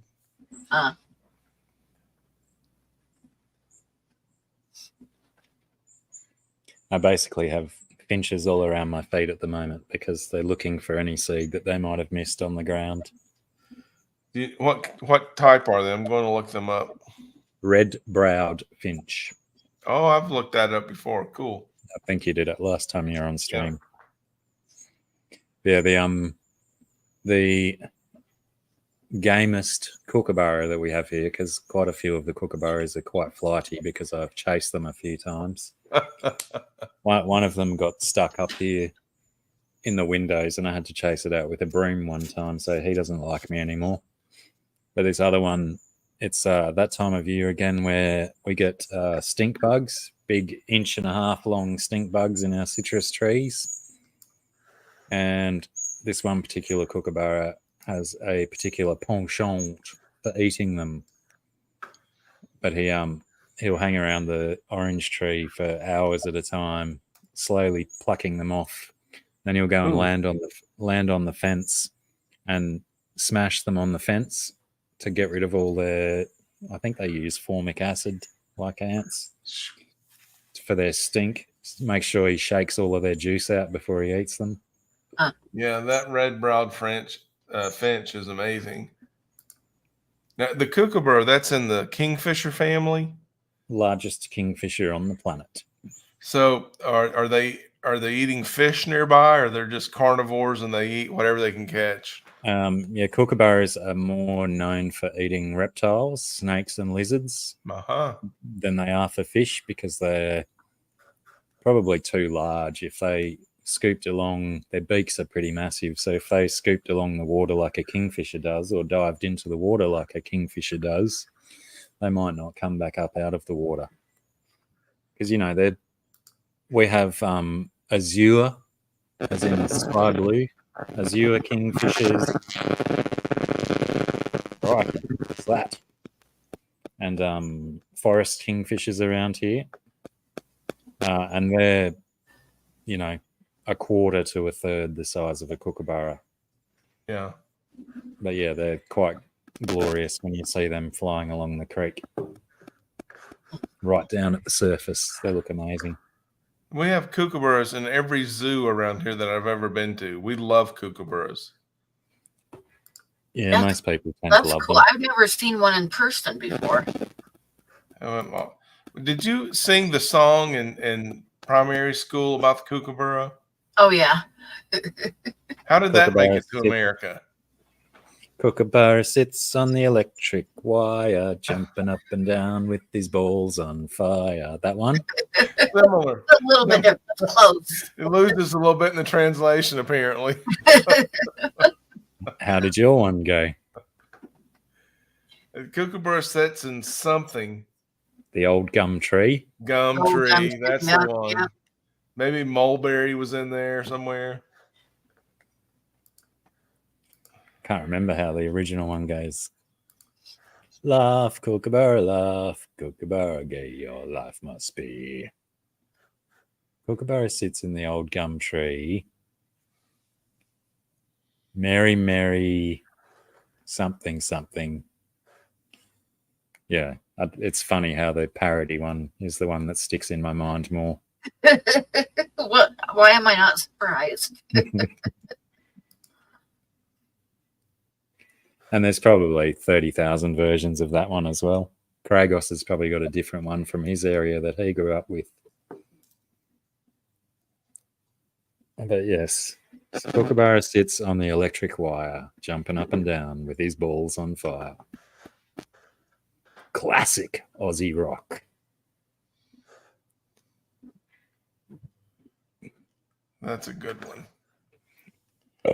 Pardon me. Yeah, I don't mind the kookaburra, especially when he's. I mean, sure, it can stink when he's getting rid of the stink bugs because I'm sat only meters away from the orange tree. But you know, he's providing a service, getting rid of the stink bugs out of the orange tree. Yeah. The most annoying time for kookaburras is about probably 3 to 4 weeks away when they have their babies, because the baby kookaburras, their first 2 months of life, they just make the most annoying noises possible. because they're a very vocal bird. So the youngsters have to learn how to do all the vocalizations, and they don't get it straight away.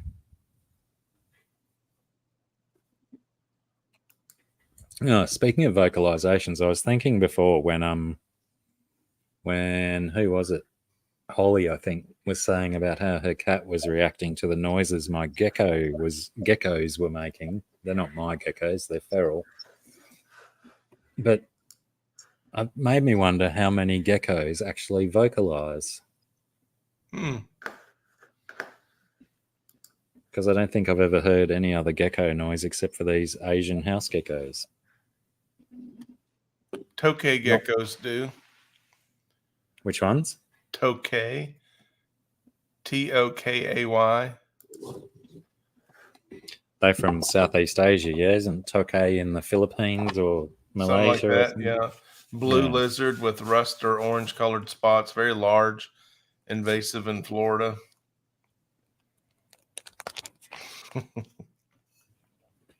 Trash Cat says, give us an impression. They just go, sometimes with a little bit more melody than my percussive example.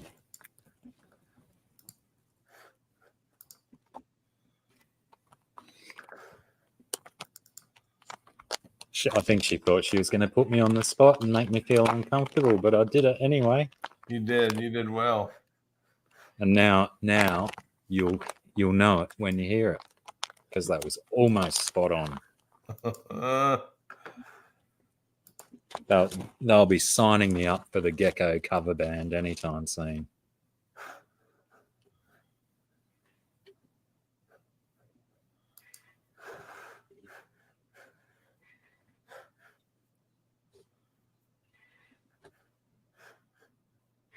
Huh.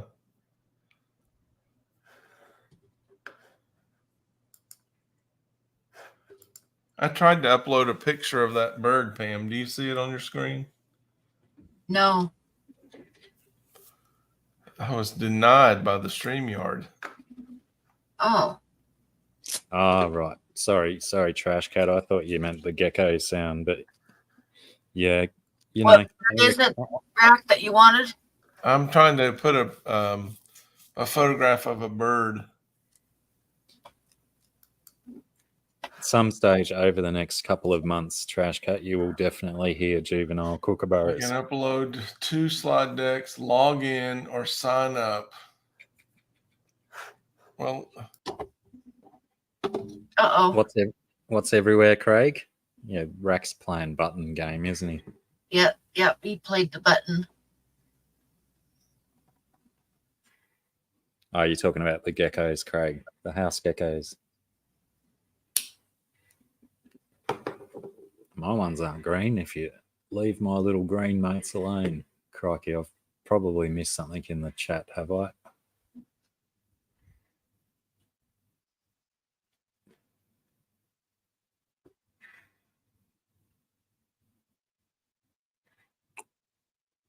Yeah, one of the main reasons I stopped feeding the kookaburras is so they didn't bring their babies in every day in the summer.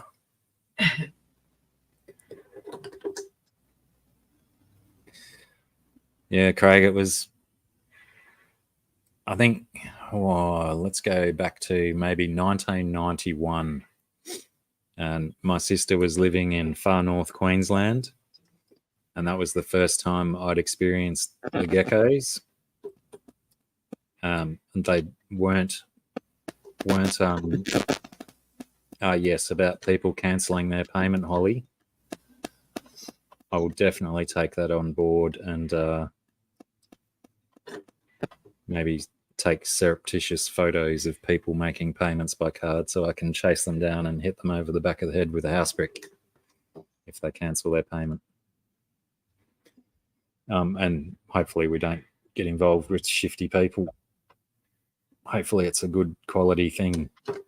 But yeah, then like they weren't much further south than that in my experience, and then moved to Brisbane in early 2000, and we had them in Brisbane then, but we still didn't have them down here in northern New South Wales. And yeah, they've just slowly moved further and further south, as you can prove by having them down there where you are now. They're just they're hitchhikers. They get on any form of transport. Oh, isn't that so pretty? What is that guy? That's the ones I got here. That's, red that's Blackie's bird. Ah, they are so cute. Aren't they? Amazing. And they don't really have a sexual dimorphism as well, so they all look the same. Oh, wow. Juveniles won't have the red on their eyebrows until a few months into their life. But yeah, I think there's I think I put a video up a couple of years ago of a bunch of them bathing in the bird baths. I think I remember that, yeah. You still have the wrens, Blackie? Yeah. I have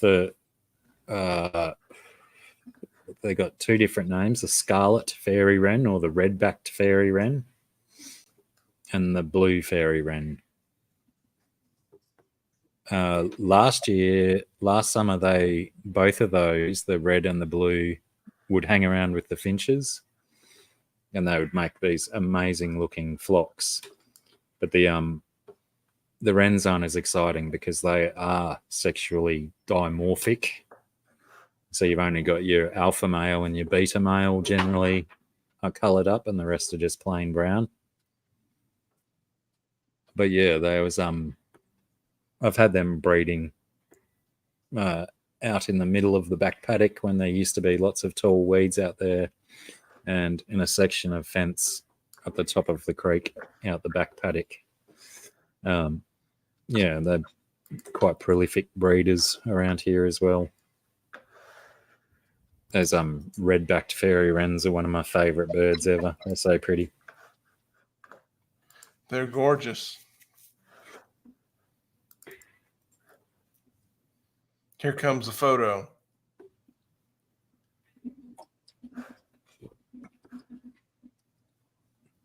Oh, isn't that so cute? Yeah, and they're like, because I guess they've been around people for so long, they're not too frightened, so they'll hang around when you get too close, and they don't mind coming in and foraging for bugs not too far away. G'day, Debs. And those are the ones that nest at your house? Yes, they nest very nearby. Where they used to nest, though, has been cleared now because it's horses and cattle in the back paddock. So they've knocked down all of the tall weeds that they used to breed in, because they just basically do little grass nests in tall grass and shrubbery and stuff. But they'll, maybe 9 or 10 females will have a nest, and they'll all get serviced by the alpha male. Mm-hmm. And then they sort of they crash breed, I guess, where there's always at least one adult bird looking after the babies while everyone else is out foraging. And I think that's why they don't mind hanging out with the finches, is because they have different diets. Your little wrens are more bug eaters, and your finches are seed eaters. So they're not exactly competing for territory, but they've got more eyes to look out for everyone. G'day, Mike. Is the blue fairy wren the same as the superb wren? Yes. As usual with birds, they get so many different bloody common names. Yeah, they're common names. They go on and on. Mm-hmm. You can go to the next town over and it'll have a different bloody common name.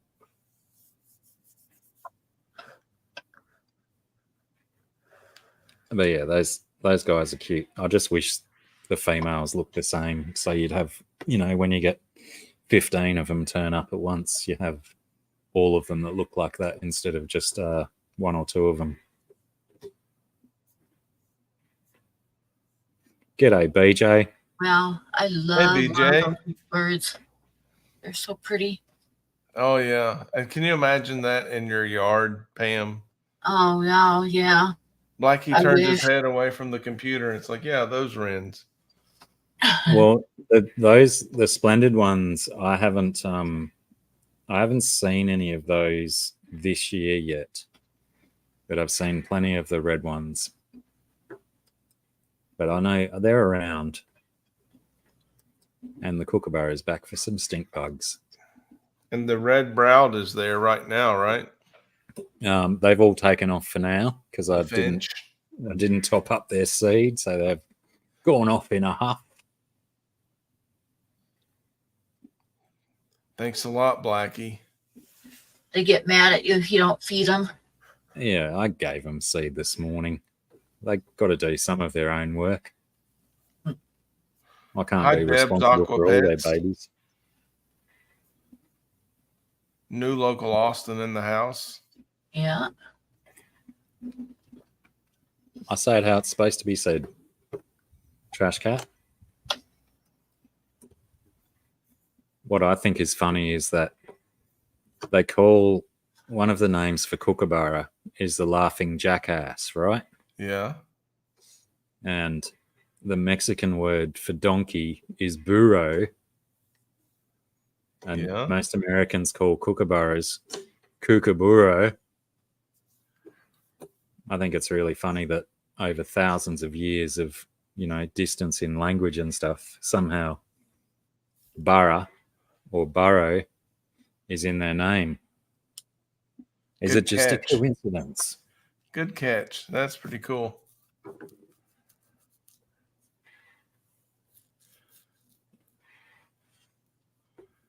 You don't have an accent, trash cat. Rightio. I think I've heard you on stream. I think I've heard your accent before.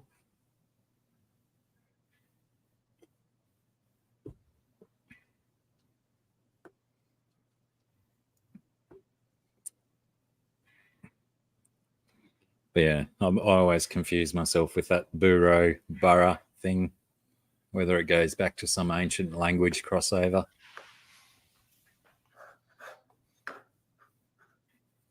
There's Egyptian wall paintings in caves in Sydney dating back many, many thousands of years. So, people were here probably while the Aboriginals were here as well, maybe before,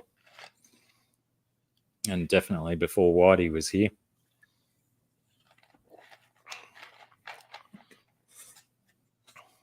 So, who's to say there wasn't crossovers in language way back when, 10,000, 20,000, 40,000, 60,000 years ago?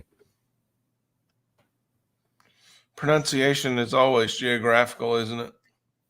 Big time. No It doesn't reason to even have get to be wrapped that around the far. axle or correct someone. Just enjoy the way they say it.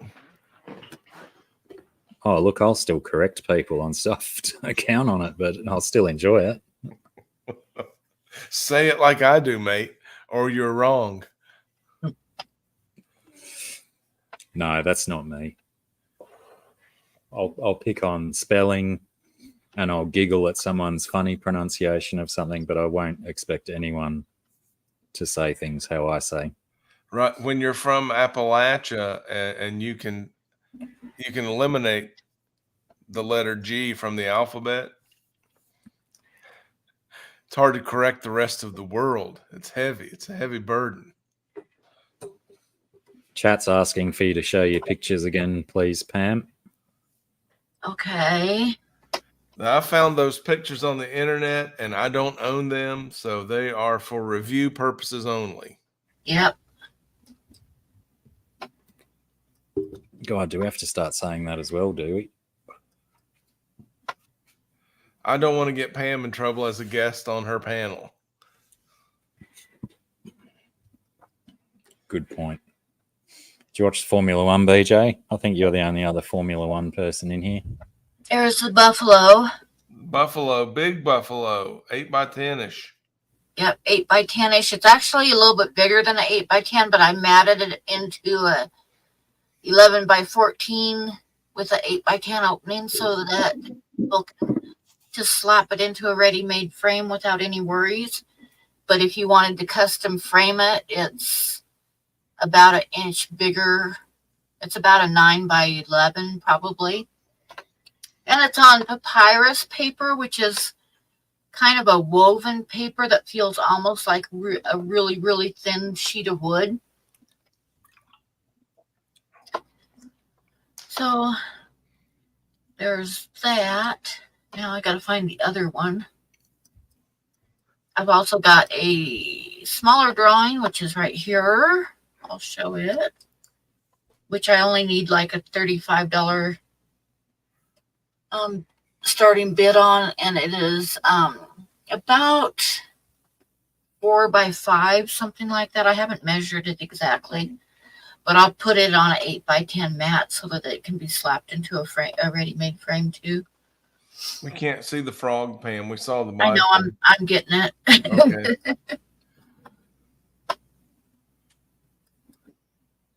And this is a crappy photograph because I just took it really quick tonight, and it's never good to try to take photographs of artwork at night because the light's just not right. But that's what it looks like anyway. And I'll get a better picture of it tomorrow when it's daylight. It's very cool.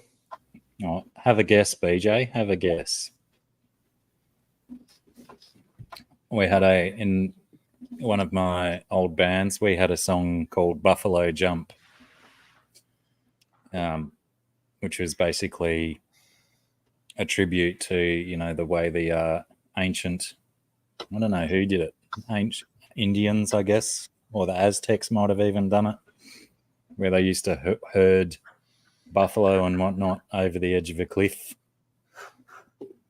And it was pretty much an instrumental piece, but the only lyrics in the song were "got my head smashed in, buffalo jump," because occasionally, you know, the people doing the herding of the buffalo would get trampled or go over the cliff with the buffalo.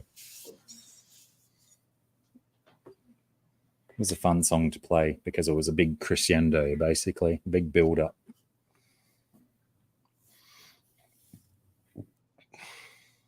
That was a fairly useless story, but thanks for listening. We had a few minutes. It's okay, Blackie.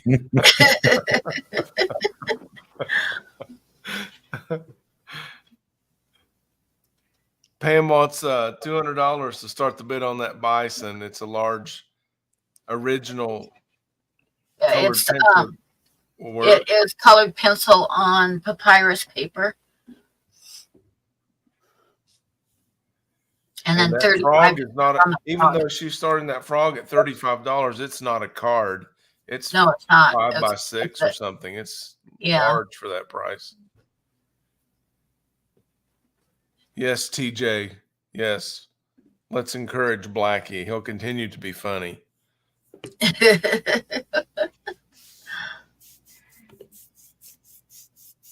Yes, BJ. Max won. Lewis got second, believe it or not.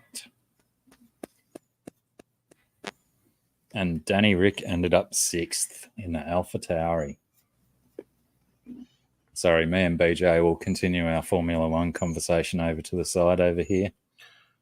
You guys go right ahead. I'm going to make a public service announcement for the benefit of the group.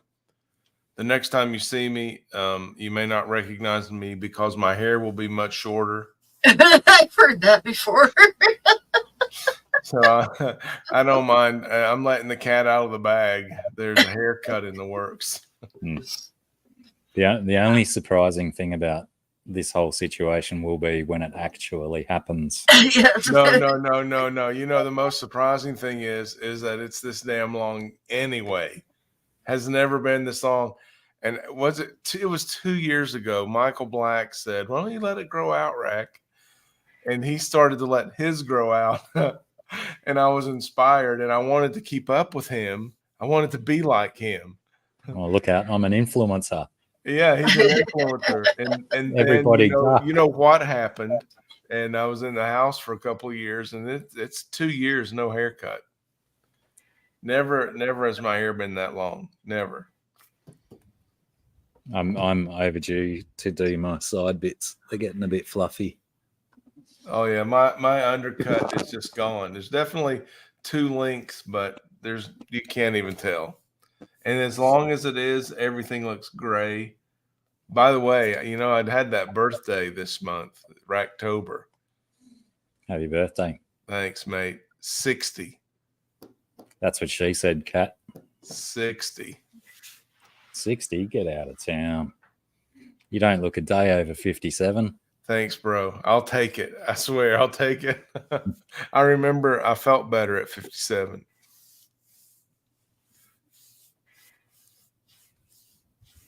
I told my son I was going to quit drinking, so I tried it for a couple of days, and I still Didn't felt take like shit when I woke up. So went back to drinking.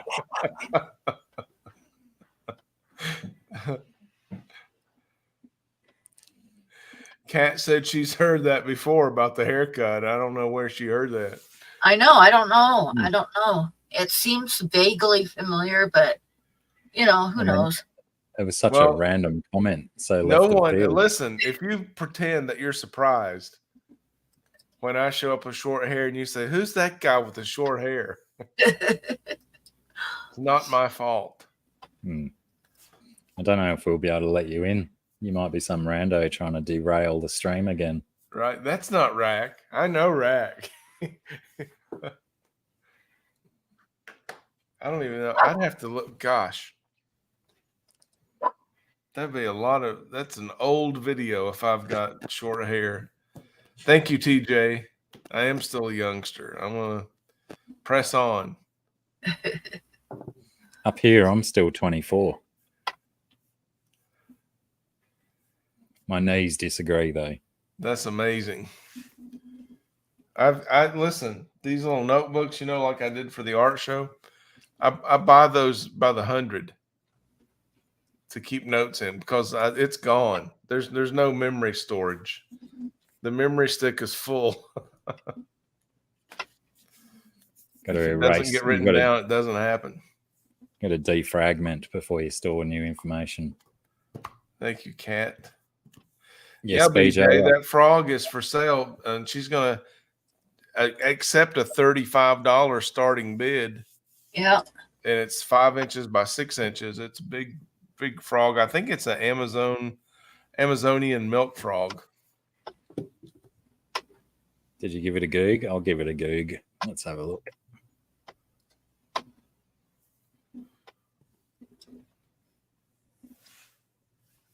Do you know Denny Hamlin, Blackie? I do not. He's my NASCAR driver. Ah, right. And he's also a team owner, and he owns a team with Michael Jordan, the basketball player. In the NASCAR? Yeah. And we have a track here next door in Bristol, my hometown. And it was cool a couple of weeks ago to see Michael Jordan in Bristol because of the race. Your original photo of that frog, Pam, is it in color? Yeah. Let me show you. That'd be awesome.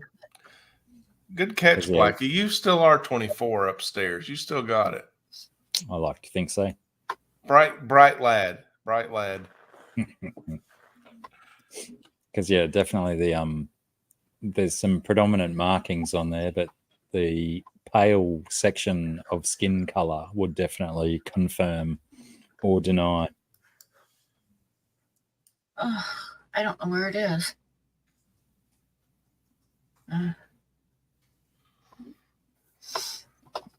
Let me look up on Google and see what I think.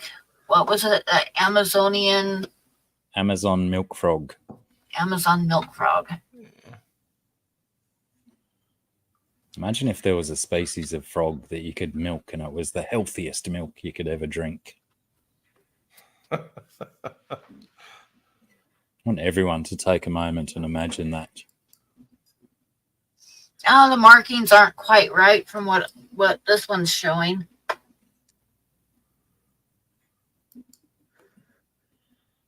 But that's a cool looking frog. But its feet and stuff look right for sure. It's just The Yeah, one it's a tree that I've frog. got, the photograph that I've got has a lot more brown and not the big white patches on it. Well, that's variable depending on the time of day. Ah, okay. The alternative name, Mission Golden-eyed frog, Yeah, tree yeah. frog, certainly seems to resemble your guy a lot more. It's Let more me see if white I than can that find him. clearly green color.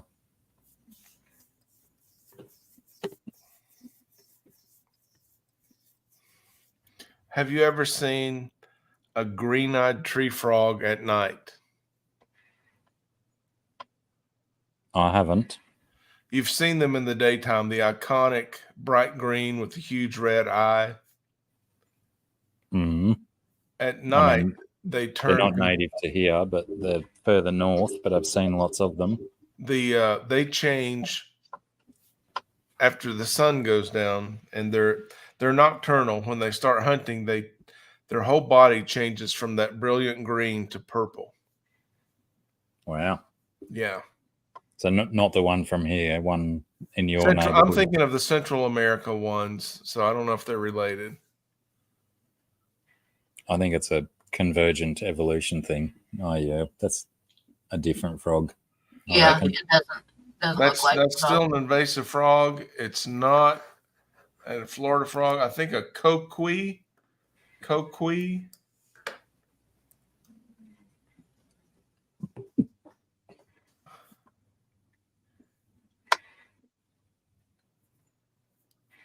Doesn't look exactly right either. How big is that frog, Pam? I don't know how big it is.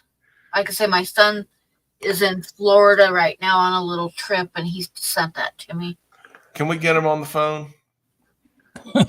I think you've got Ring him. I need to call a friend here. I need to phone a friend. all of that checker plate metal is always in the same ratio and size, so you'd have to compare it to the approximately inch gap between the lines of your checker plate metal, and you could get an accurate estimation of its size. You know what part of Florida he's in? I don't know what part of Florida he's in.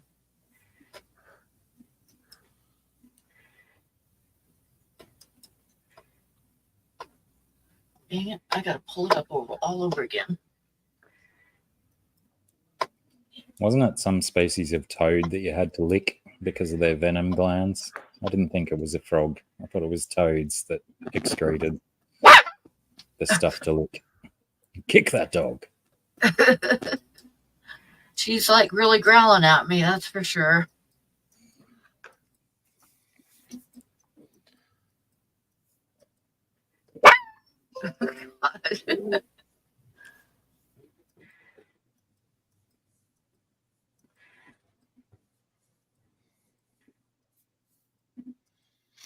That's funny, BJ.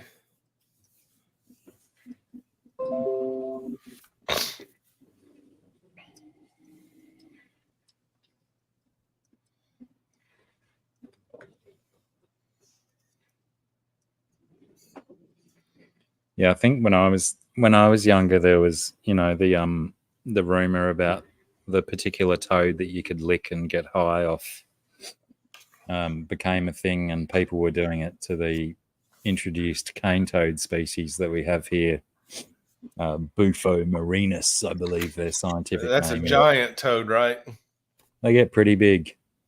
No, I think they're like snakes. They don't stop growing for their entire life. So if you get a nice old one, they can be huge. But yeah, kids were licking cane toads, and instead of getting high, they were getting quite a bit sick.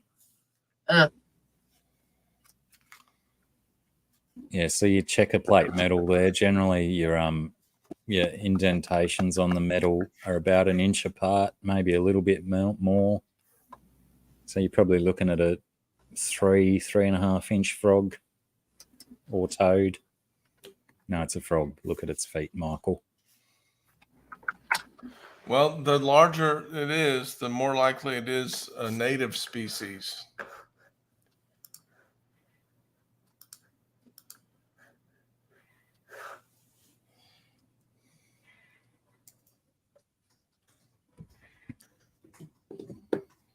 TJ says, I just can't imagine licking frog slime. I But know, what about gross. the first person who decided to taste the milk that came out of a cow's udder?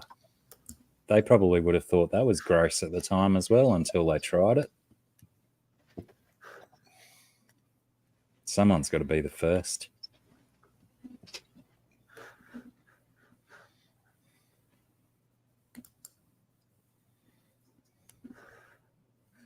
Absolutely true, TJ. They're a menace and a pest. One of the worst decisions made by early Australians. In the 1920s or 1930s, they were introduced into the country to control cane beetles when sugar cane was being grown here in, or not as much as it is now. I think Australia is one of the largest growers of sugar cane in the planet now. But yeah, they introduced them to control cane beetles, which are a beetle that feed on sugar cane, but they do most of the beetles do most of their work well high in the sugar cane, and cane toads only have claws. They don't have suckers, so they're terrible at climbing. So they had absolutely zero impact on cane beetles. Big fail, government or agriculture people at the time. Yeah, we've had some of those too. Yeah. One of them is cheatgrass. Cheatgrass was introduced by the railroad to control erosion, and oh my God, it just has taken over everywhere. Even since when I was a kid, the hills driving through the Columbia River Gorge in the spring would be full of wildflowers like yellow sunflowers and purple lupine, and now they're nothing but cheatgrass. That was a thank you to the railroads. And then carp were introduced for something, I think to like control weeds in the waterways or something, but of course we know what carp has done. I think in most places where carp were introduced, it was just for sports fishing. But yeah, I should write that one down. That'd be a good topic for the new show. Introduce species. Somewhere we introduced mongoose to control snakes that were eating chicken eggs. And the mongoose decided they liked chicken eggs better than snakes. All right, I've posted a photograph of another frog suspect. Again, this coloration is highly variable, but if you look at the eye, it's very similar. The size is similar, yeah. And the bands on the arm. So yeah, this is a native species, the gray tree frog. That looks like that could be it, because it'd just be a difference in lighting, the difference in the tone of brown. And the frog can change colors too. So that's a gray tree frog. It would be indigenous. So I stand corrected by myself.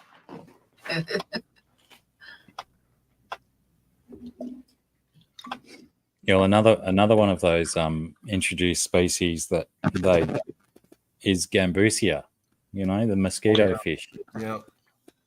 Because they very, very, very, very small percentage of their diet is actually mosquito larvae, especially if there's slower moving babies of other fish around. They're going to go for the easier meal. I recently learned doing some fly fishing research that Florida has stocked peacock bass in their canals. To try and wipe out other invasive species, or what was their thinking? Initially, they wanted to control, I think maybe it was tilapia. And so they became so popular that they started selling a special fishing license. And so now they stock them so as a game fish, so they can sell the special license. Yeah. Don't know if the ends justifies the means. Well, those agencies, they're just so notorious in the United States for doing that, For the padding cash their grab. own pocket. Yeah. Well, so also once you start fishing for those invasives in Florida with the fly rod, the fly fishing think tank, whatever that is, it's not formal, but they've also decided you can find clown knife fish that are exceptionally fun to catch on the fly. Now, we know that as an aquarium species, but when it gets loose in the canals in Florida, there's guys that are holding 40-pounders. They get enormous. I mean, feet long, not inches. Are they releasing those, or are they Not taking them intentionally, home? but every time there's a hurricane. No, I mean dudes that catch them. Are they Yes. catch and Yeah, release? if you watch on YouTube, there's a couple of guys that may keep them to eat them. They're not mounting them. This kind of a catch, clean, and cook video. But the fly fishermen are releasing them. They're catch and release guys. God, I'm not sure what it's like there, but here we have invasive lists of fish species that you are supposed to, if you catch them on the line, you are to kill and bury them straight away. Yeah, and fly fishermen are like rebelling. We don't like to kill. We're just going to put it back so we can catch it again. Yeah. But the killing it is better for the ecosystem, no question. Oh, especially if you're buried in the ground, it becomes one with the environment again. Yeah, it becomes earth again. Also, the same fishing strategy yields a lot of cichlids. The Mayan cichlid is a really popular. Oscars all over Florida, South Florida, full of Oscars.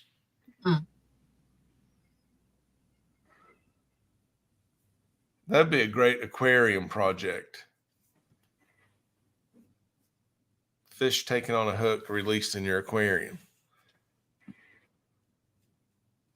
Stock a massive tank with only fish, only feral fish that you've caught in the wild. I did that once. I had a bass in an aquarium for quite a long time, but it's also like quite illegal to do that. Oh yeah, and in Tennessee it is.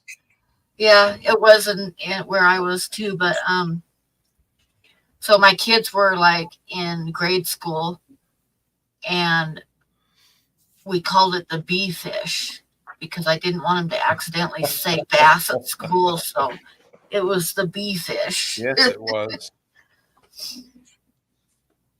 And this house that we lived in, like in the wintertime, we had frogs that little tree frogs would come up the pipes during the wintertime, like up the septic pipes and stuff. They'd come in the house. So, like, I'm not kidding. They were everywhere in the house in the wintertime. And like, you'd pick up the coffee pot and there'd be a frog underneath of it. And so I started feeding the frogs to the bee fish. Good idea. And at first I would have to I'd drop the frogs in and they'd head for the side real fast. And I'd have to take my finger and keep poking him down underneath the water till he'd get them. And then after a while, when he got used to eating them, if they got up on the side of the glass, he would actually like come out of the water and grab them by the legs and pull them back into the water again and whip them around real quick so he could follow them head first. It was kind of fun to watch. Oh, that's food, he said. Yeah, it's a subtle learning curve until they understand it wholeheartedly. Yeah. Well, our conversation has awakened only Oscars sounding off in the chat now. We said the magic word, Oscars. That's right. Yeah. Okay, so we got a request for the art one more time. Oh yeah, put that art up. When I was in one of the places I lived in, Brisbane, we lived beside these they were basically drainage canals made by man to house the excess water from the suburbs and whatnot. And these canals, it was called Kedron Brook. It wasn't much of a brook because it was full of filth, but it was also full of eels and turtles and eel tail catfish.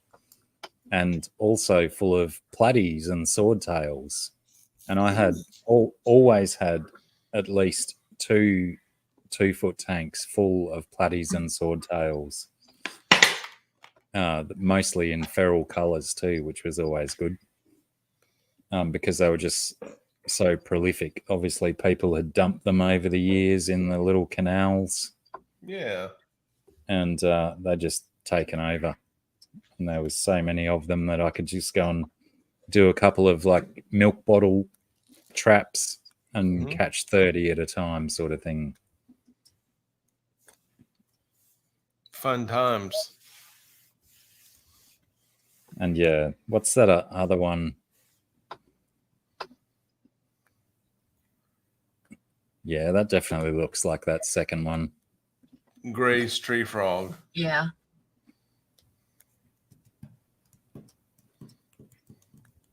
You did a good job on that one, Pam, from the photo, or the photo.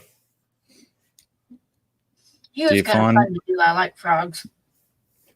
Do you find it's difficult to work with the texture on that paper, or do you just a little bit because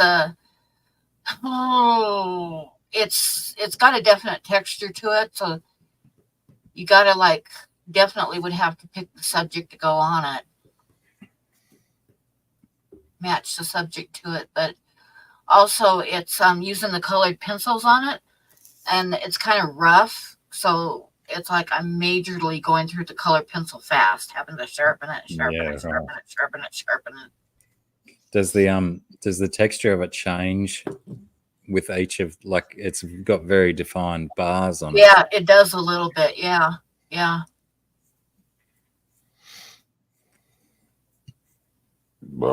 Pardon me. Pardon me. But I like the bark paper better, but I'm actually almost out of the bark paper and no money, so I had to dig through my paper, and I found some sheets of that papyrus paper left, and I thought, I think I'll use some of that. I haven't done anything with that for quite a long time. Thank you, Trash Cat. Trash Cat gave a super sticker, Pam, $5. I see that. Thank you. She wants you to get some more paper. I don't know how long you've had that new avatar for, TC, but I like it. Are you doing, I don't want to be offensive, but it looks like you're about to do one of those. The raspberry.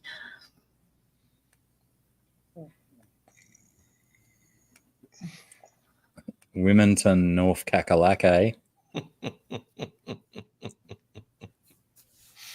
Yes, it is.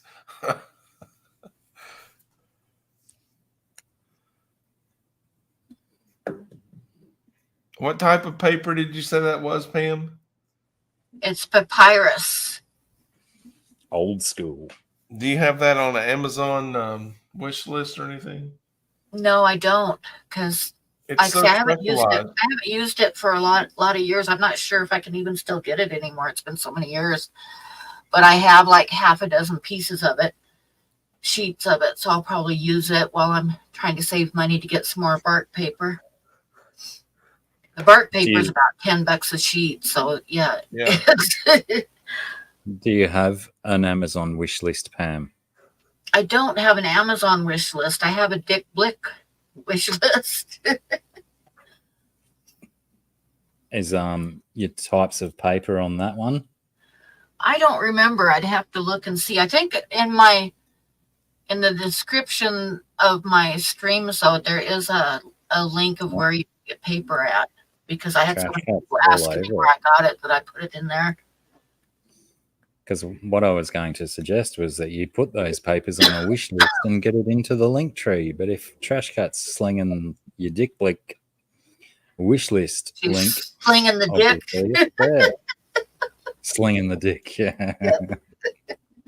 The dickblick. Lucky it's not the other way around. Otherwise, I'd say slinging the blick dick. And if there was a New Zealander in the audience, they'd hear that completely differently. Well, I don't know if Kiwi Mama is still here.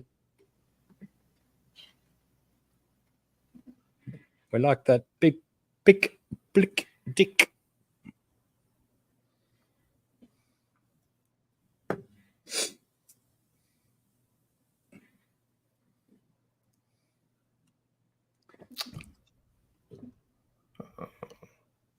Yeah, we should promote that wish list more often, mods, if you don't mind. Ouch. Is that the only art material outlet that you use, Pam? It's what I use the most because they're fairly good priced, and then they have like deals all the time where if you spend so much money, you get free shipping and crap like that. So yeah. And they've got a cool name. Yeah. The paper, though, I found a place in Colorado that has the paper. I have it in my description, I think. Because, like I said, I put it in there because I had other artists were asking me about the kind of paper that I use and stuff. So, Do you ever buy anything from Cheap Joe's? I have before, but it's not my usual. Do you hear he passed away? No, I didn't. Yeah, just a couple of weeks ago. Oh, what about people who have passed away? Matthew Perry, Friends star. Good point. Good point. Love to have been a fly on the wall to see what actually happened there. Yeah, see, I put it is in there. The mulberry paper is the bark paper that I use. Oh, they went up again. $10.95 a sheet. And how do they sell single sheets, or do you have to buy a block or They'll what? sell single sheets, but with the shipping, it's. I usually try to get at least between like 8 and 10 sheets when I order it. Yeah. Why would you waste your time with the one piece? You've used it in an hour. It's done. And if you mess up like I do, too bad.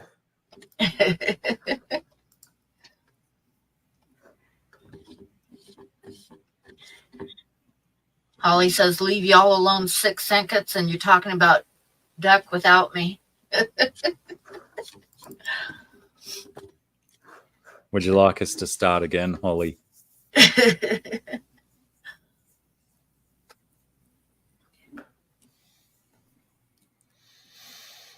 Who said that? Oh, F squared L.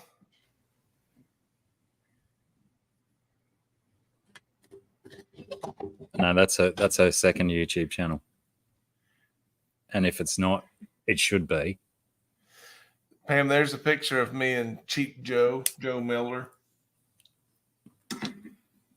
That was last year on our way back from Wrightsville Beach. Very cool. We stopped at the Boone, North Carolina outlet, and Joe was in there. We had a nice chat. And I'm so glad I got to tell him he was responsible for several innovations in art material, and I used several of them, and I got to tell him how much that helped me. Very cool. Yeah, including his brand Kilimanjaro watercolor paper, and his Kilimanjaro 300 pound is what I do a lot of original work on. Oh, nice. And it's much cheaper than the Arches, and in my opinion, it's better quality. It's definitely brighter. Was he an artist himself, or was he did he make his? Yeah, so he was the small town Blackie, and he was the pharmacist and wanted to take up painting, and was having a very miserable time learning to use watercolor, and having a hard time finding art supplies. So he started buying some stuff, kind of trial and error.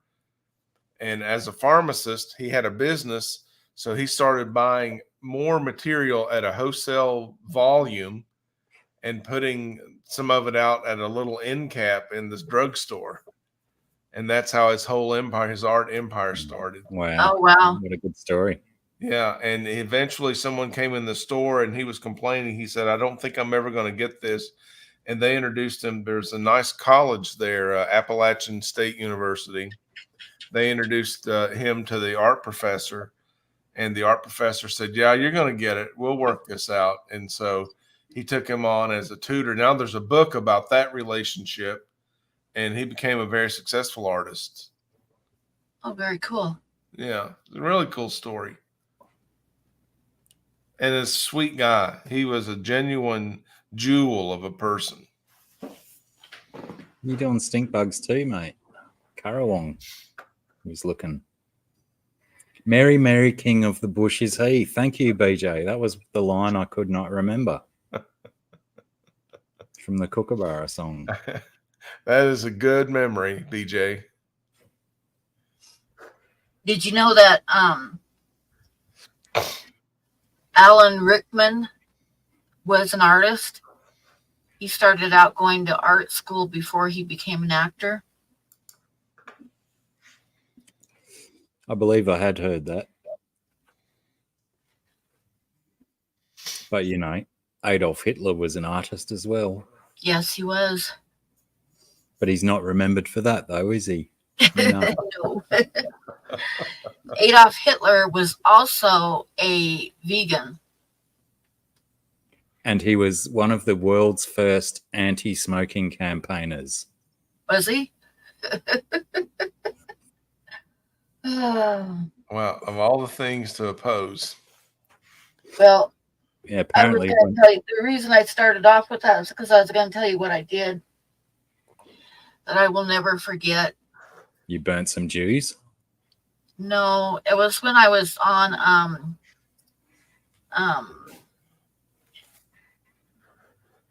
oh gosh, what's the name of that art website? It's a huge website. Starts with a D. Now I can't remember. Rack, do you know what I'm talking about? Not right away. Shoot. I can't remember. Anyway, it's a huge website where people post their art. And I posted one of my paintings. Deviant art? Deviant Art. Yes, I was on Deviant Art. And I posted one of my paintings, and this guy came on and like left a meme of like a whole crowd of people clapping. So in the comment section. So I replied to him and I said, "Thanks for giving me the clap." And he started talking to me, and we were kind of like going back and forth. So I was like, I'm going to see if this guy's got some art and what, you know, who he is and stuff. And I went and looked, and it was Alan Rickman. And I was like, Oh, wow. oh my God, I was just a smart ass to Alan Rickman. Oh my God, I'm so embarrassed. Good story, though.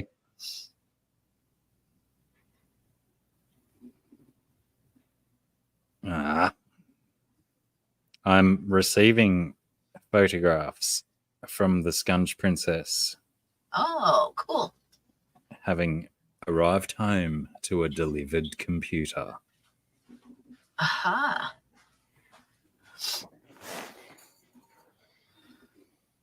So I'm replying with a fist pump gif, just so everyone knows what I'm doing.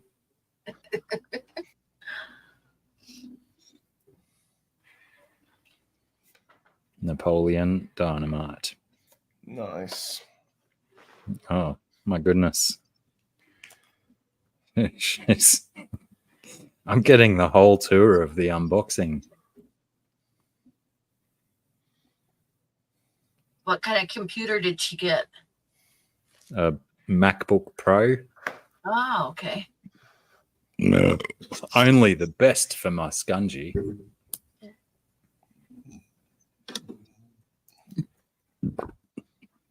As we've all discovered in the past, she can't do PC.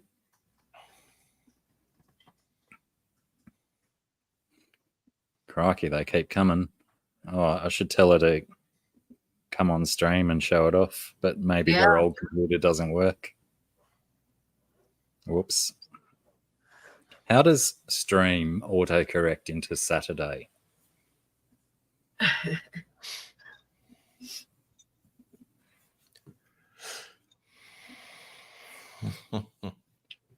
How does show autocorrect into shower?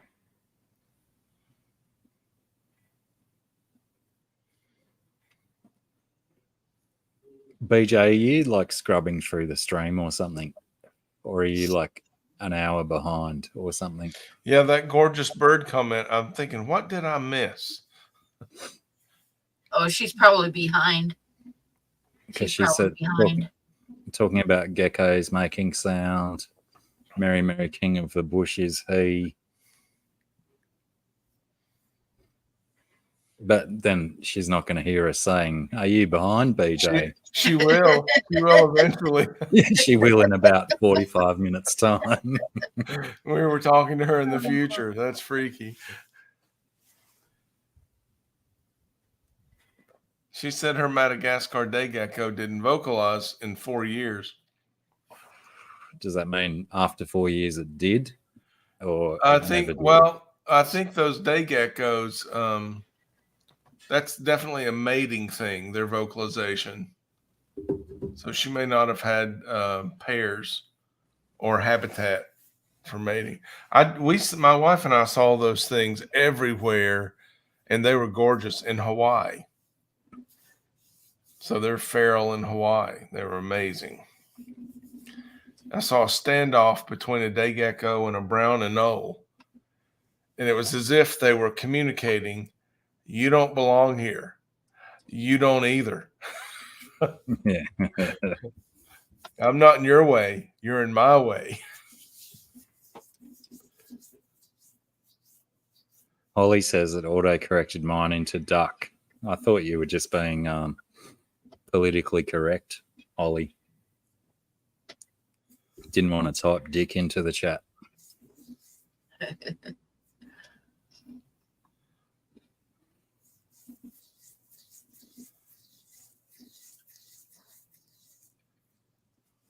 BJ bought one of my paintings the last time we were together, Pam. Awesome. Yeah.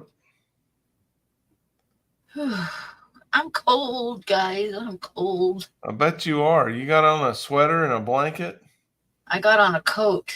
7 degrees. My goodness. Yeah.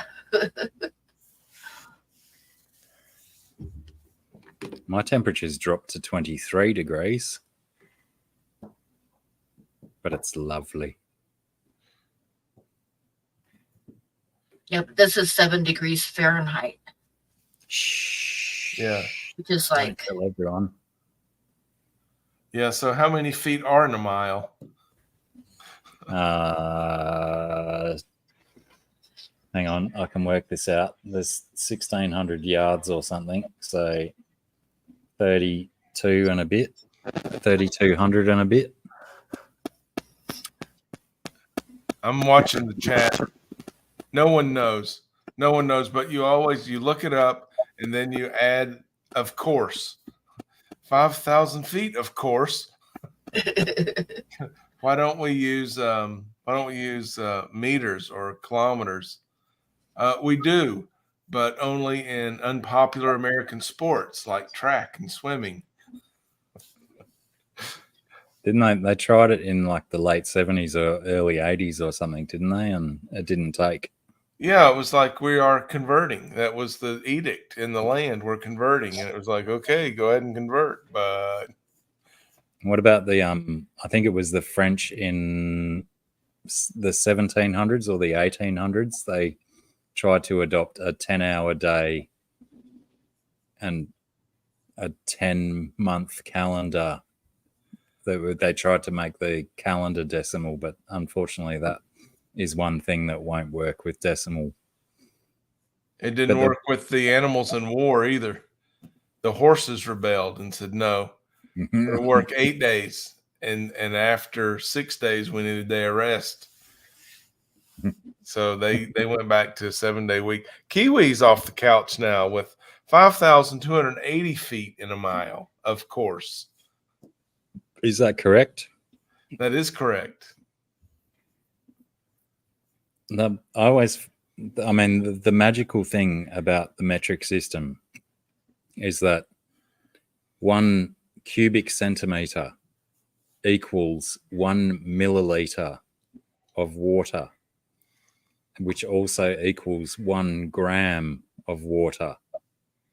So if you have a cubic meter of water, it's 1 ton, 1,000 kilos. And it's just amazing that they stumbled across this measurement that not only worked for distances, but for volumes as well. Far too easy to work with. Far too easy goodness, for thank you. lesser Thank you, communities. Holly. Why would you want something that was so easy to work with? I don't know. Yeah. Who wants simplicity? Oh, God. I really, when you look at America, this imperial measurement, it's like, how did you miss it? How did it not take? And I mean, look into the origins of imperial measurements, and it's worse than biblical stuff. How they came to these measurements. I mean, I know a cubit's not an imperial measurement; it's even older than that. But a cubit is this length. Yeah. Give or take a few inches, right?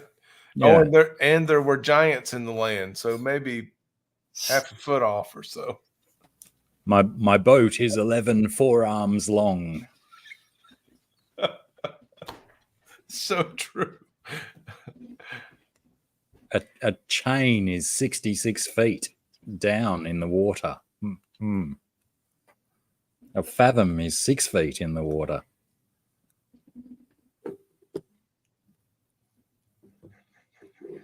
Yes, thank you, Trash Cat and Holly.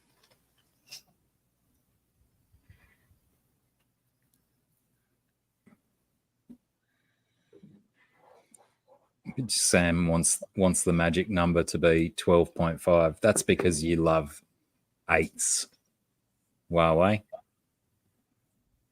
Even though it's an expensive way to do it. 12.5 is an eighth for those playing along at home. Is a shit ton, is that a metric measurement? It is when I use it. That's funny. It is when you use it. It's fantastic. I not only use a shit ton, but I use a metric fuck ton as well. And apparently when they started using ton, Tonne, as a measurement, apparently they had to convince people how to pronounce it, because you had the American or the imperial, ton, Ton, Yeah. and then they brought in the metric ton, Tonne, but most people just pronounce it ton anyway. G'day, Sterlo. Yeah, that's a solid fact to come in with, Sterlo. 10 cc is a band and the average ejaculate produced by a male.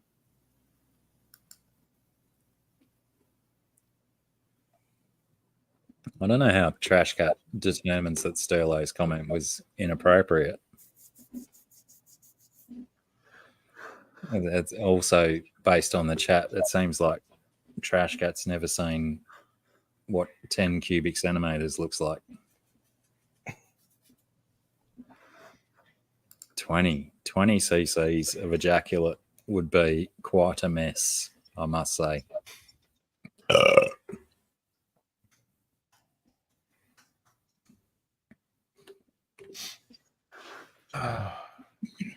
I'll be back in a sec. He's going to go measure.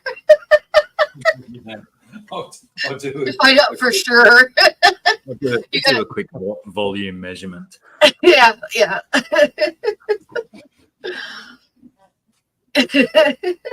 No wonder Bob left. Oh, dear.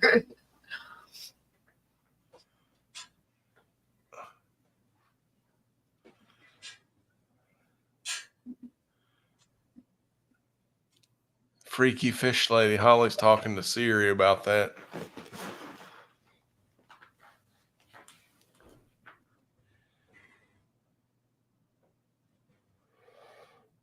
Good question. BJ wants to know how they came up with 360 degrees as a circle.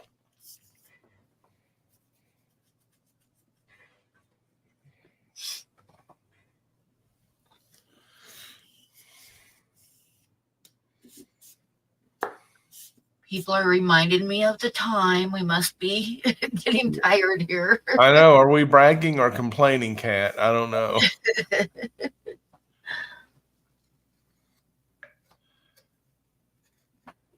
People are like, not the metric system again. They're off the menu. They don't have notes this far into the show. We do have art. If you guys want some art, Pam has beautiful pieces available tonight. 14 people watching. Okay, I'll show it one more time before Yep. we goes. Do that.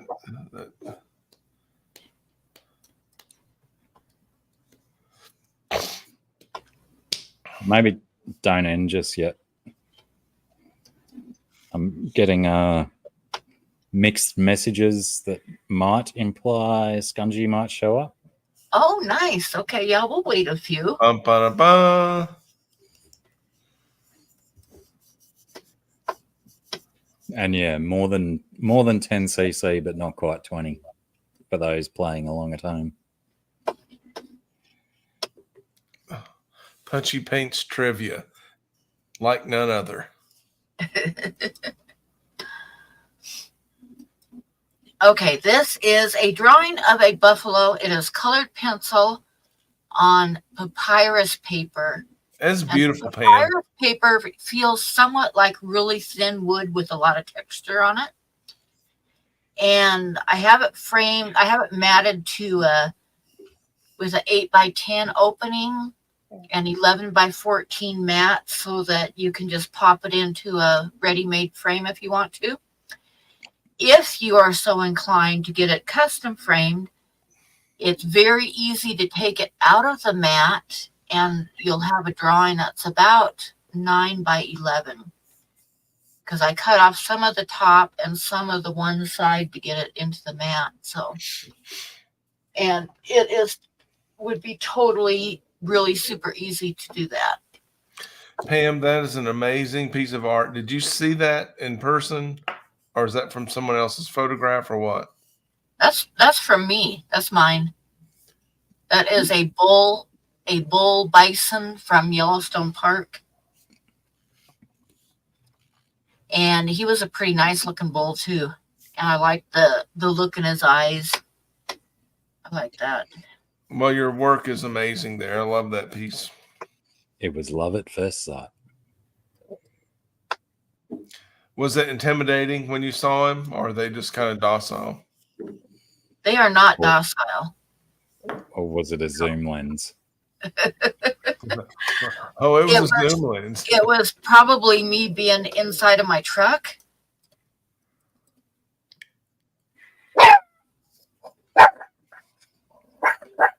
Back when you knew the doors of your truck could protect you from a bison. Yeah, it wouldn't really, but it still makes you feel safer, you know? Yes, it would be. So that is larger than an 8x10, and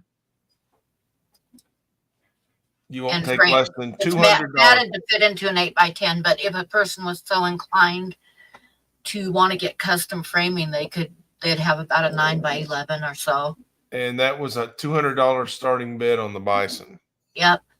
And then $35 starting bid on this little frog guy, and he is about 5x6. So not a card, which you usually start out at $30 on a card. It's a big painting for $35. Yeah. Yeah, and it's colored pencil on the papyrus paper as well. Yeah. Gray's tree frog or something of the sorts. Yeah. So, yeah. The bull bison are they're not real friendly. I remember one time I pulled up, there was one that was grazing off the side of the road, and there happened to be like a little dirt trail kind of right by where it was grazing. So I turned my truck onto the dirt trail and then rolled my window, and I was getting some pictures of him. Well, it was right off of the main road going through Yellowstone, one of the main roads, and this car stopped and wanted to get some pictures of the buffalo. So what did they do? They laid on their horn. And his head and tail came up. And when their tail comes up, you're in trouble. Because that's what they do before they charge, is their tail will come up in the air. oh boy. And his head and tail came up, and he looked right at me. It's like, oh, shit. So I stepped on the gas real fast to get out of his line of sight there.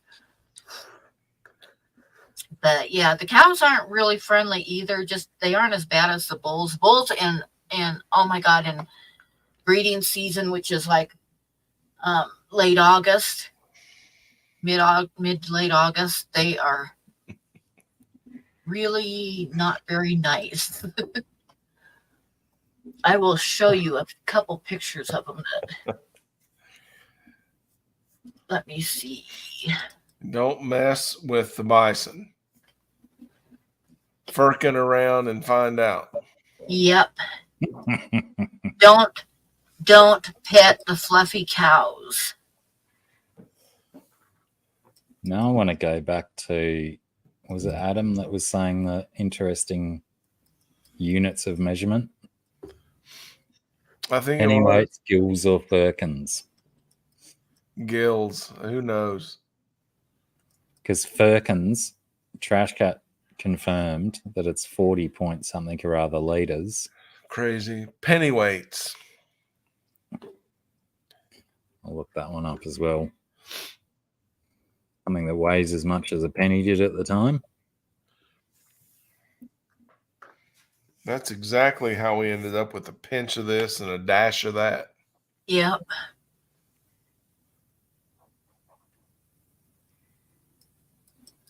Jesus Christ. A pennyweight is a unit of mass equal to 24 grains, probably some other random 1/20th of a troy ounce, 1/240th of a troy pound, approximately 0.054857 avoirdupois ounce. That's a very interesting weight, that one. And what was the other one?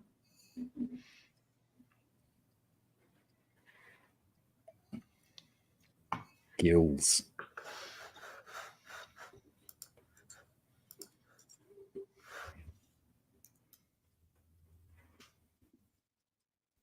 I'm looking for a particular little set of photographs I took of a bull buffalo during breeding season, sharpening his horns on a tree and kind of tearing it up. But I don't know where I put it. Well, it's in here somewhere. I just got to find it. A gill is a quarter of a pint. 4 ounces. Yes, I just found I was that. playing along at home. Oh, speaking of plants too, I've got 3 Carolina Reaper seeds have sprouted. I need to transplant them into bigger pots before too long. Nice. I've got a guy who's promised me a Scotch bonnet, so I can start growing them as well, because they're a nice, lovely chili to grow. Beautiful flavour. Spice doesn't last too long. Too hot. Too hot for my stomach as old as I am. I'm too old for that shit now. Sweet. I used to love spicy stuff, but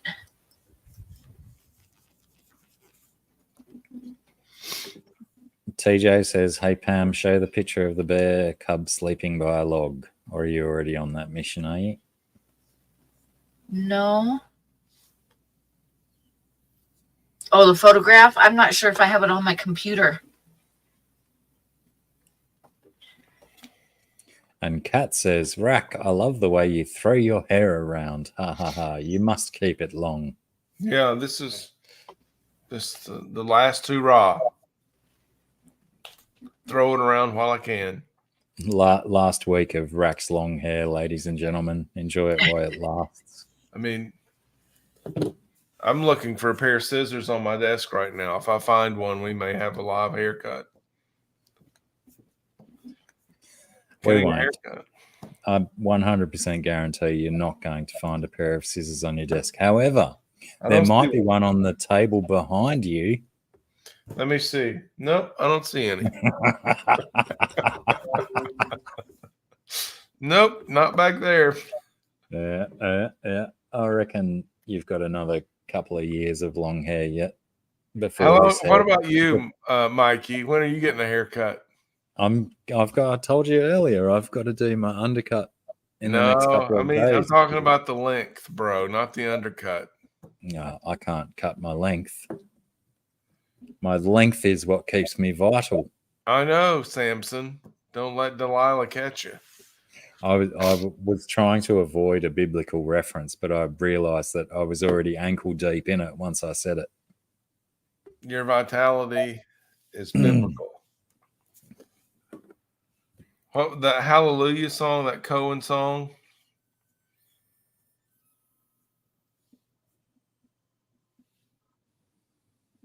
No, I love the reference in that verse.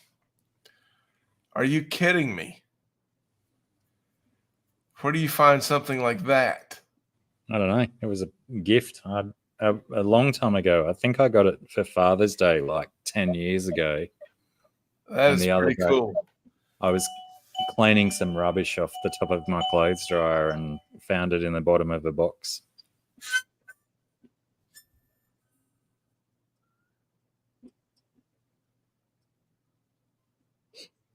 That's Anyway. pretty neat. It's tiny. It's only got four holes, so it's probably not even a full octave, but it still works. Let me go and investigate my bell, and I'll be back. Sarah's trying to come in, by the way. Oh, okay. Hurry, Sarah. She's coming in on her old computer, so it might take a while.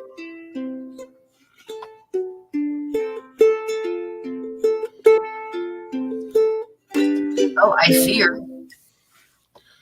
Hey. Lunch princess. Hi. Do. How are you, Sarah? Pretty good. I'm pretty good. You have any art you can share tonight?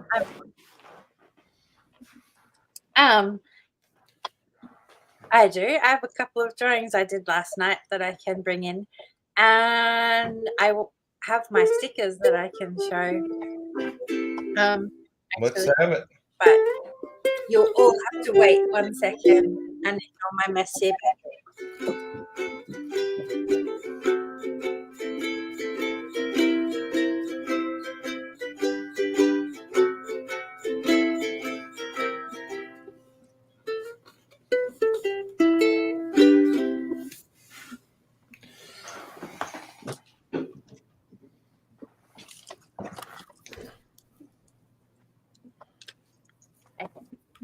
There I am. Me too, only Oscars. Yeah. Climbing that stairway to heaven. In a tree by the brook, there's a bird that sings.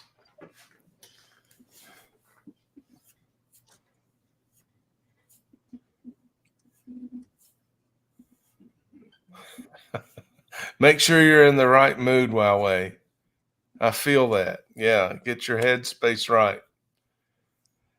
GRB. Oh my gosh, that is hilarious. That is hilarious. I love that guy. Did you see his request, Pam? No. Yeah, if you need a moderator to kick him out of here, I'm sure you'll understand. He requested Freebird. Oh God. He thinks he's an American redneck. That's fantastic. I don't know what that is. Mikey does. Mikey, do you know what Freebird is? I'm sure it does. Can you at least give me a second to say hello to my love? Hello, baby. Yeah, catch up. We're all saying hello to Sarah. And hello, GRB as well. Hi, baby. How are you? Hello, Now I'm everyone's pretty good, confused thank as to who that one was for. What am I guessing? What am I supposed to know? Freebird. The song. What about it? Just being aware. Are you aware of it? I know of the song. Yeah, I Got a was playing the classic guitar ukulele, and GRB requested Freebird, as if he were an American redneck. And GRB's barely even an Australian redneck. Yeah, I must be traveling on. But Freebird is, it's fairly well known down here as well for a not an awesomely known song around the world. I think Guitar Hero might have done that. Wasn't it in Guitar Hero or one of the guitar computer games? Probably. How does it go? Sing it for us, Rack. Just the riff. Oh yeah, I think the vocals are way out of my range. I'm as free as a bird now. I must be traveling on. Do the guitar riff with your voice. There's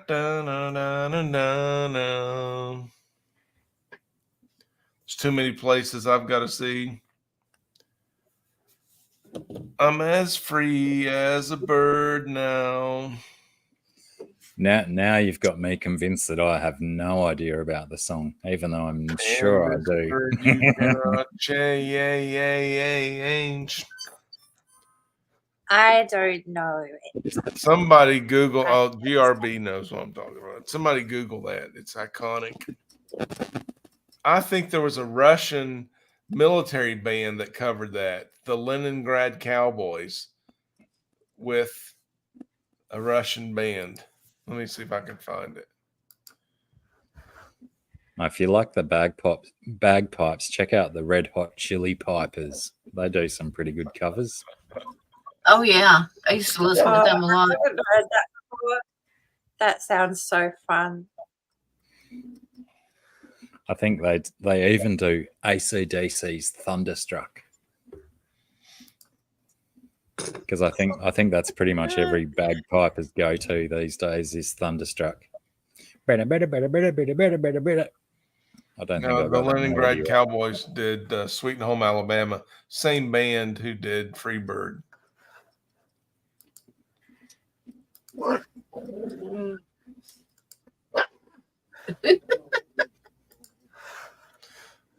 don't know if I can do this or not. I'll try. Oh, Trash Cat's seen the Red Hot Chili Pipers in concert. Radical. Okay, I posted a link there. I really like the pun, but I imagine the experience to be somewhat terrifying. It's one way to confirm or deny, I guess. Deep dive, wormhole time. Everyone starts spamming Scungy with Red Hot Chili Pipers links. So how was your day at work, love? Let's have an intimate conversation while all these other people watch. Don't mind us. It was worky, you know. It was pretty ordinary. Did it make it easier to get through the day knowing that you were coming home to a new computer? Well, I didn't know for sure that it would be there. I just could guess because they predicted, but it never went to saying it was there ready to pick up. It said it was still in town. And so I just stopped. I was like, I'm going to go and ask if it's there. And it was. Ah, so it wasn't even delivered to your joint. You had to pick it up from the post office. But that's the case. And so I don't get any parcels delivered to my house because the postie is afraid of my vicious dog. Understandable. It's such a brute. Right? On such a such a country road that you're on, out of the way and stuff, and your mailbox is right there at the side of the road, I probably would be concerned about, thousands of dollars parcel being left in your mailbox too. So it's probably the sensible option. Well, the thing is, because that first one we were here, Billy wasn't here, or she was never left here. So every time that we went out to school and work, she would go to my mum's, so she was never here alone. And he used to bring the packages and leave them on the front deck, which I considered to be pretty good considering, as you've seen how my house is. But then when she started being left here in the day, he stopped bringing parcels. And he came one day just to the letterbox, and the kids were there. And, yeah, he was saying he's not going to get out of his car and he's scared of the dog. And they were like, she's fine, she's lovely. And he was like, oh, I don't care, I'm not getting out of my car. He's obviously had at least one bad experience in the past with a dog that's actually proper savage, not like Billy. Like potentially, but also it might have been around the time that those dogs killed like the electricity guy in Brisbane. Do you remember that story? No.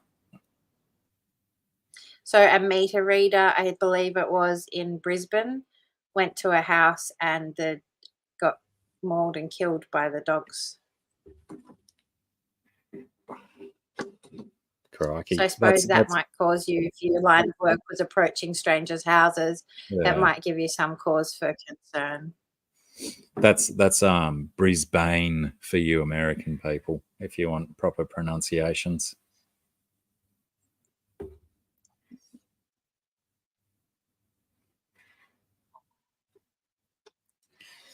And Melbourne. No, how do Americans say Melbourne? Yeah, Melbourne.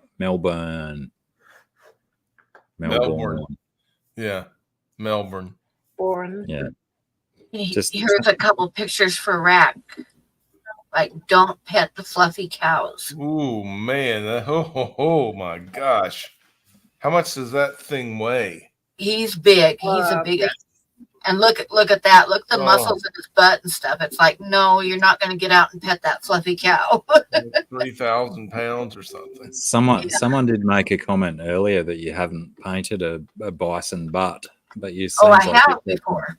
You've got some solid source But material that looks there. like a great butt. I feel like you could smell it from there. Yeah. Right. That's a large beast. That's a lot of firkins, Trash Cat said. And that's like you eat for a month if you get that guy. Yeah.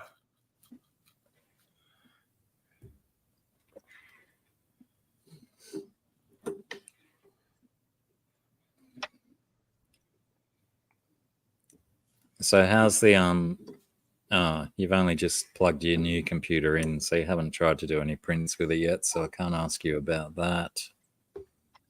I have not. I opened it up and it was on, but it said if you don't plug it in, it's going to go to sleep. So they I posted plugged it in. switched on.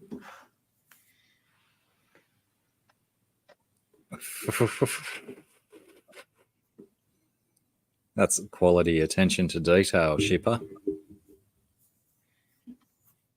I mean, you know, it was asleep. But still on. But at least it turned on. That's a good start. But I can unplug it and bring it over if you like to see it. I mean, it just looks like a computer. It's not that exciting to just look at, maybe, but I'm more excited. I'm more excited to discover how rapidly it gets through the printing process. Yeah, so I'm going to have to download the printing app on there. This is a guy. To those people honked their horn at this guy. This is a guy that was getting ready to charge me. And he was not little. No. I like his hairdo. When I go back to short hair, I aspire some kind of hairdo like that. When's that going to be? Oh, 25 years time, maybe. I think when I get to the stage where I can wipe my own butt with my hair, that might be when it's time to get a haircut, because no one should be doing that. Correct. Well, that's about where I'm at, and it is. I can tell you, it is quite irritating to have it that long. I keep wanting to chop it off, but then Yeah. Well, I am every not. now and then It's got to go. I am not to the point where I can sit down and sit on my hair, but I can sit on my boobs. Shit. I do it with my balls fairly often. That's a nice shot. Reminds you of how old you are. This is the gravity section of the talk show. Yes. No one escapes. No one gets out alive. Well, welcome, Steve. You've just made it in time for the gravity section of the show. You'll be on time next time, Steve.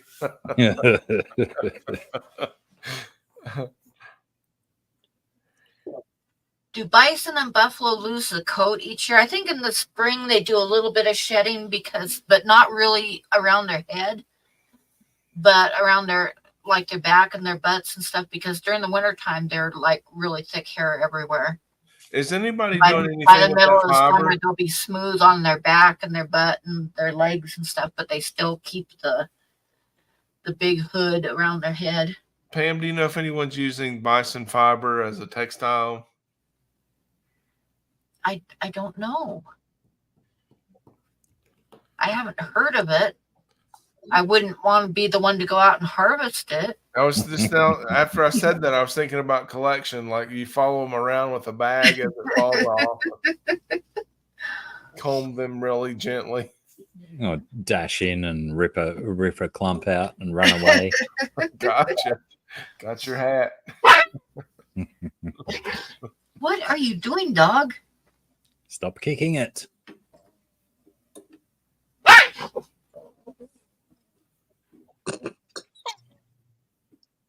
You know how when you're cold and you kind of move your legs around a little bit? That's what I'm doing, and that's what she's mad about. Like I say, she's got the whole damn house to lay in. So I don't know why she's going to lay by my feet and then get mad every time I move my feet. Do you have your heat on, Pam? I have a one electric heater on, but I'm going to have to put some more on tonight before I go to bed, I'm afraid. Because 7 degrees is cold. It is. It's damn cold. And we got a couple of paintings for sale. Yes, we do. If anybody's interested in an original painting, dang, I gotta find them again. I have a bison that is matted to an 8x10, but if you wanted to get it custom framed, there's some of the drawing is underneath the mat, and it would be real easy to take it off and get it custom framed. But with the 8x10, it's a 11x14 mat with an 8x10 opening, and it will pop right into a ready-made frame, which makes it extremely cheap to frame, which is kind of what I try to do when I can, because custom framing, you're looking at $200 or $300 at least, usually, to get a piece custom framed. So you don't want to do that if you don't have to. I thought Tucker only liked the ladies. What? I thought Tucker only liked the ladies. What about, you mean my son Tucker? Yeah, you said I have a bison. Bison. Oh my God. Shit, damn, that one didn't land very well at all. Oh dear. Hang on, we'll edit that one out in post. Yes. I think you were on target there, Blackie. The target was just in the dark. It's because I was over at the fridge and not by the mic.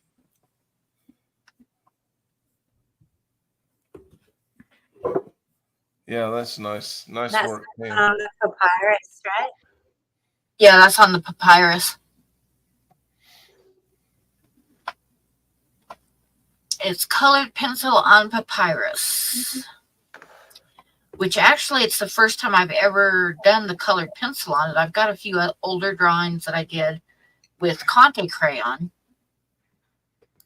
Charcoal doesn't really work on it because I don't think it'd look as good anyway, but it won't stick to it because it's slightly slick. So the charcoal doesn't work, if that makes sense.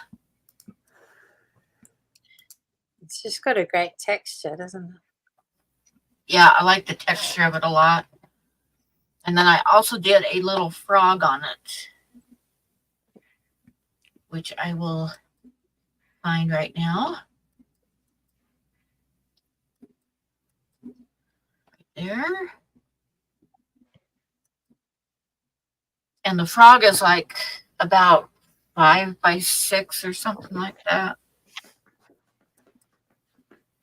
And it's quite a bit cheaper. I'd take a starting bid of $35 on it. If anybody likes frogs. And did we actually close in on what species it was? I think Kinda. Gray's tree frog fit. Gray's tree frog. Yeah.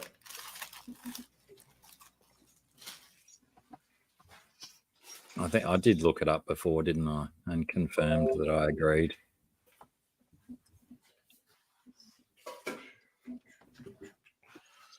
Oh, yeah, that guy.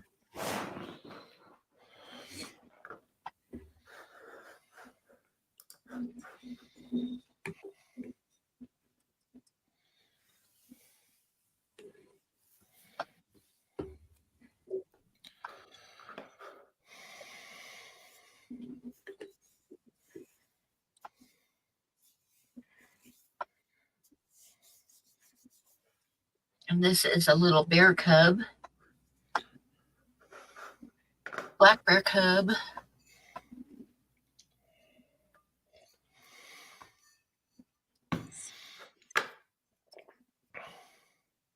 People eat black bears, don't they? Yeah, some people do. When I was a kid, the thing about black bears though is when they're butchered out, when you take the hide off of them, they look like a man. So that's kind of a little bit gross when you see them hanging up dead with the hide stripped off of them. But when I was a kid, we went up to my uncle's house on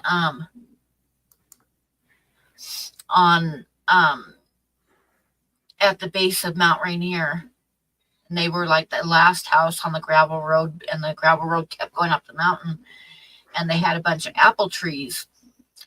And my uncle looked out the window and he cussed, and he stepped out the window and shot off his gun. Oh, thank you, Rack, for the super sticker. You're welcome. But he shot a black bear that was getting into the apple trees, because he said he'd been coming around like for the last week, and he had a bunch of kids, and he didn't want this black bear coming around, so he stepped out and shot it. Well, he wounded it, and it ran up the road, and 2 of my other uncles were there and my dad, and they said, come on, we can't leave a wounded bear, we've got to go find it and kill it, because a wounded bear is fairly dangerous, so you don't just leave it. So they go to jump in the truck, and my dad says, well, I didn't bring a gun. They said, it's okay, we got a weapon for you. So they went up the road, and they found where it had left the road and headed back into the brambles and raspberry brambles and brush and stuff. And they all jumped out of the truck, and they handed my dad a baseball bat. Shit. He always swore they tried to get rid of him that day. He was the one that found it too, but it had died. It crawled into some raspberry brambles and it died. But they brought it back to the house and they butchered it. And like I say, a butchered black bear looks like a man. I mean, I'm sorry, but it really does. It doesn't look very appetizing at all. You'd have to send me a photo of a butchered black bear and a butchered man to make the comparison.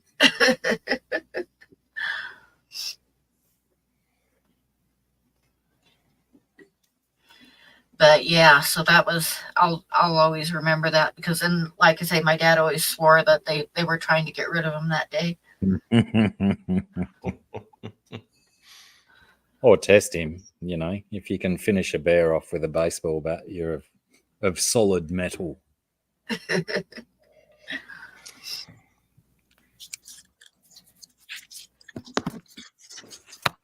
My mom's family was kind of like tending towards the hillbilly side. It's okay.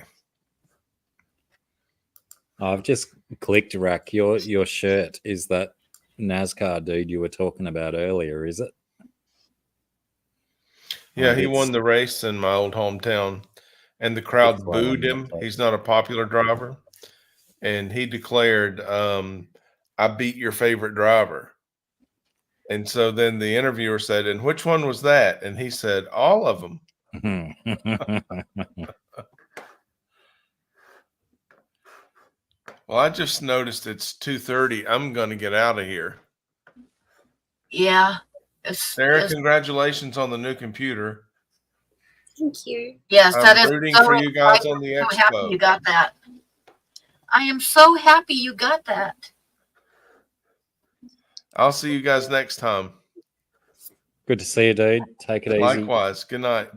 Don't get a haircut, you idiot. I'm getting a haircut. Night Rack, thanks for coming up. And thanks for the super sticker.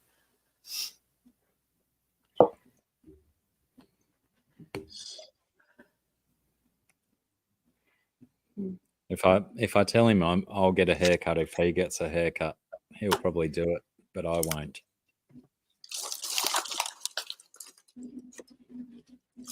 Yeah, and then It is that's what you think, and then you'll both come along thinking, and you'll just both have hair. Won't be very fun. Because I might not be, I don't know how long everyone's planning to go for, but I will have to go and make dinner shortly. So I thought I might also take this opportunity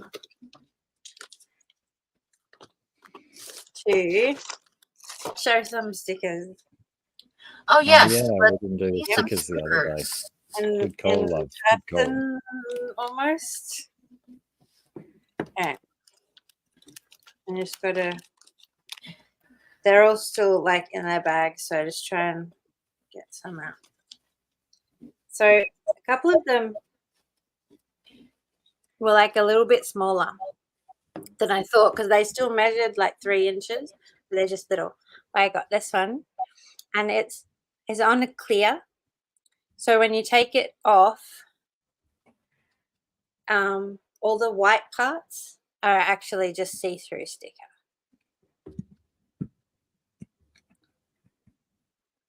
I've got him, and then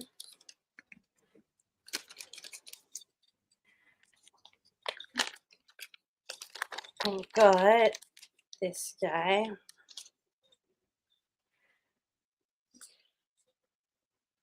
Oh, I love the sparkle, the metallic on it.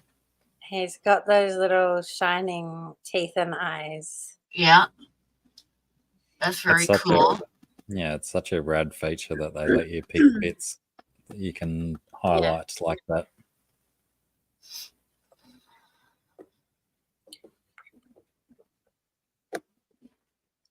You know, it's hard to show them, but that's him. And then I have this one. And I don't know. Oh, yeah, you guys can see that. It's got little holographic elements on it. Yeah, that's cool. I can see the little shinies on it. I don't know. Try and find like a place where it's not reflecting too much. But maybe that one.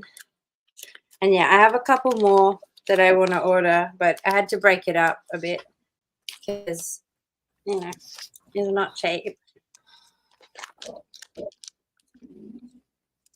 I really like this guy. Hopefully. Oh yeah, that one's pretty cool. I like the metallic stuff. Are they really expensive to get those done? So I get for like 37 in this size. It costs like $30 US. And so this bag of stickers was like $522 or something for me. Yikes. You know, it's really expensive for me Yeah. to get them, but probably basically around $1 a sticker then. Yeah, well, I worked out I kind of need to sell them close to about $2 each. Yeah. Just to make my money back. Yep, you do. Yep. And because usually what I do at the markets, I put them $2 each or 3 for $5, and that just pretty much covers the cost of the stickers. Yeah. Yep. But I just think that they're so fun, and you know, people love them too. And I think especially I find them really fun, but especially at the markets or something like that, lots of people might not have the money to buy something, and they might really like the art, and just they really like being able to get a sticker. And yeah, so it's definitely a good thing to have for the expo. I've got this one. Now he's going to look a bit funny on here because it's so reflective, because it's got that finish all over it, and he's on clear as well, so you can put that on the window, and then it's got all the little rainbows on it. Nice. Yeah. But like, just to look at, pretty much like he just looks like a sticker, like regular, but on here it's really flashing up that cover. I was really torn whether to put that on there, the colorful bit on this one, but in the end I did, and I have one stuck on my fridge already. I quite like him. And yeah. And also after the expo, all of these stickers that we have in access will be available for sale on the website. Yeah. Or highly likely what I end up doing is sticking some in if people buy stuff. That's always a potential bonus. And then I have these, which it's like a hang tag. So for all the t-shirts, you're gonna have one of these hanging off, and the text is actually like got the holographic in the text. Oh, neat. Yeah, I can see that. Yep. And it's a sticker. So it'll sort of, on the back, I can write like the size and price or whatever, and attach them on as the tags on the t-shirts. And then it's also a sticker that you can take and stick. Such a brilliant idea, love. I really like them. I do. I mean, I really like this little picture, and I like this sticker, and I love the fact that it's like a tag that's a sticker too. Yeah. Does that mean we need string as well? Yeah, we do. But I bought a packet of like little garment safety pin things. But yeah, I'll need to.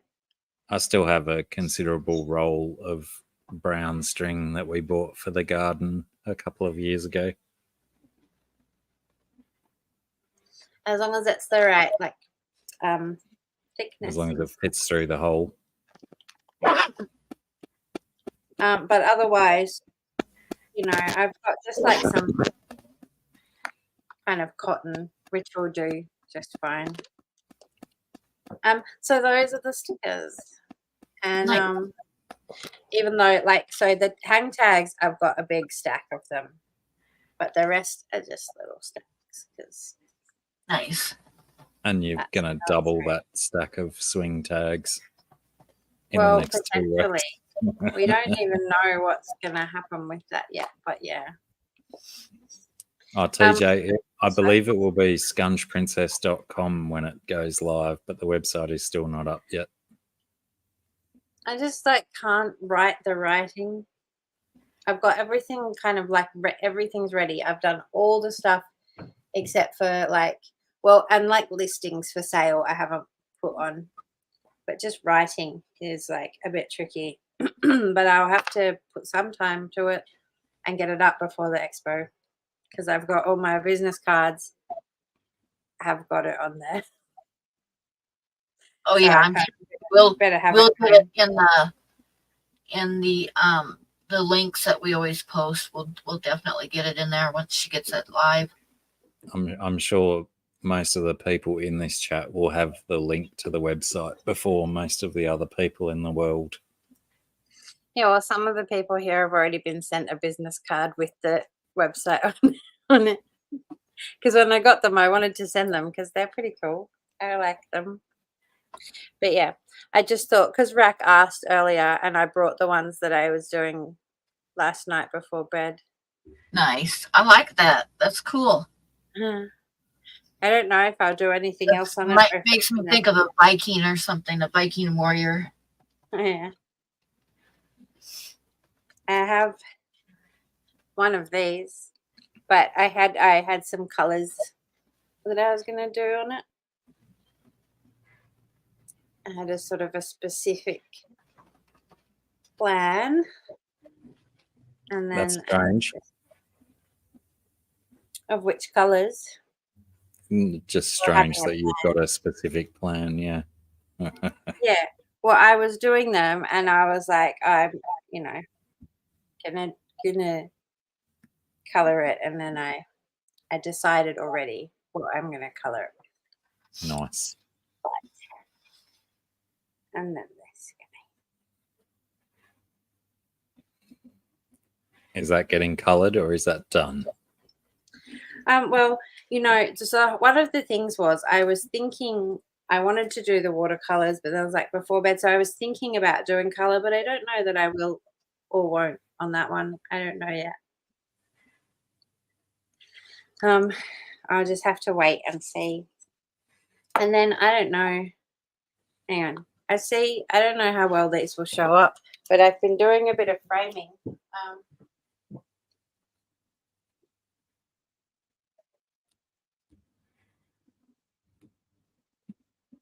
Where did he show that, Holly?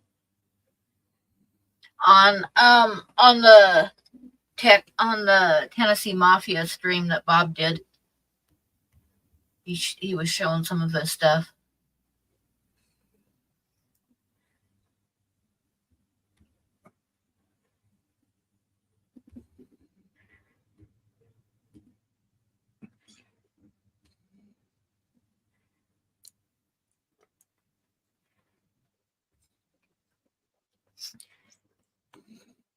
I think Ed's sculpture was based on Scungy's original first skull. Yep. The one that Ginger got. Yep.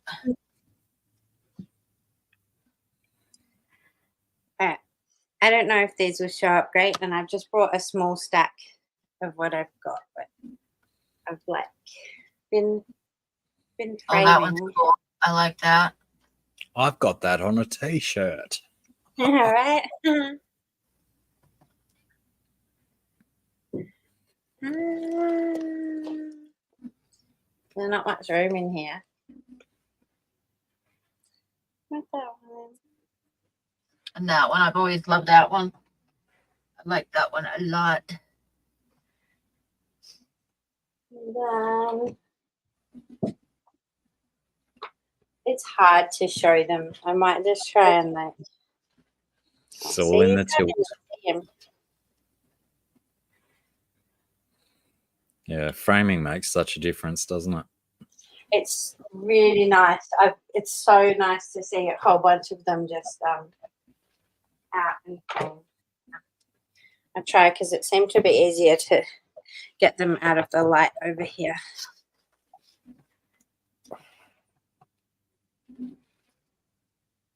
Oh, very cool.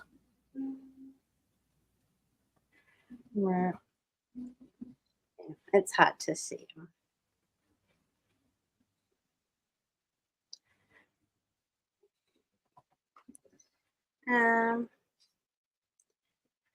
Don't have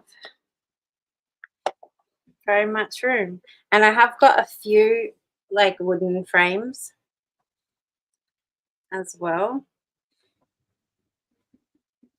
but mostly they're all black. Black frames seem to work really well with most everything, so I usually get black too for drawings and stuff anyway. Yeah, I mean, I really like the black, and ideally, these ones are really good though. I'm really glad I found them. Because at first the wooden ones were, I was looking for some pre-made frames, and that was just what I could find. I couldn't find all the black ones that I found were like this kind of laminated MDF. And just really like one square shape all the way around. Whereas these are quite good because they are wood and they're shaped. So they're quite nice frames. Yeah, that is nice. I like that. And yeah, so I've got a whole bunch of framed stuff. So it's just really nice to see them all in frames, and I'm looking forward to setting up at the expo and seeing them all hung up, because I'm not hanging them up, but I do have them on every available surface out in the house. I've been pulling pictures out and trying to get them in frames and choosing which ones to put in the frames and stuff.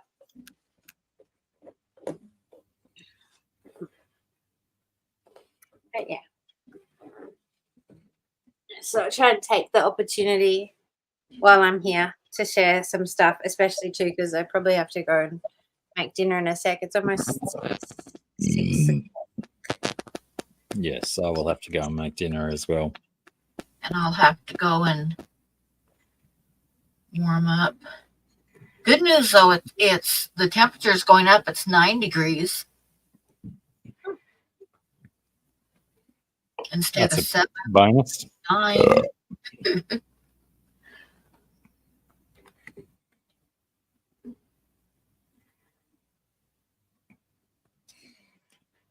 I get to ignore Halloween because it's my oldest son's birthday. So it's just a birthday. It's not Halloween. Oh, my youngest birthday is today, the 29th.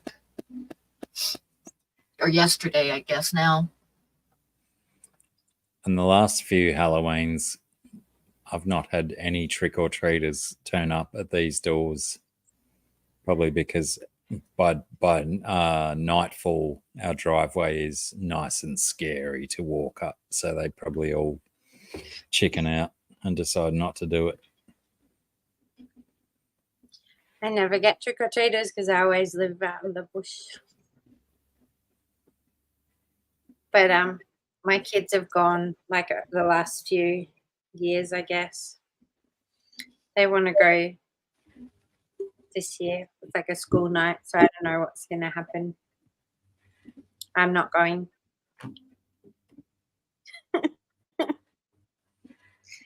I'm coming. It's kind of a dying thing because when I was a kid, we would hit every house in town and we would go out with pillowcases. And when they got too heavy to carry, we'd swing back by our house and dump it out and then go start out again. But nowadays, the kids mostly go to the rich neighborhoods and to parties and to like malls and stuff. They'll hit the stores and the malls. It's not nobody like did trick or treating when I was a kid. It's only come more recently to our country.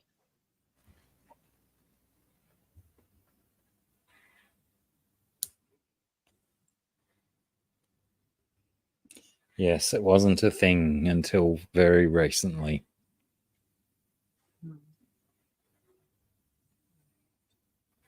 But what I like is I just like any like excuses for doing dress ups.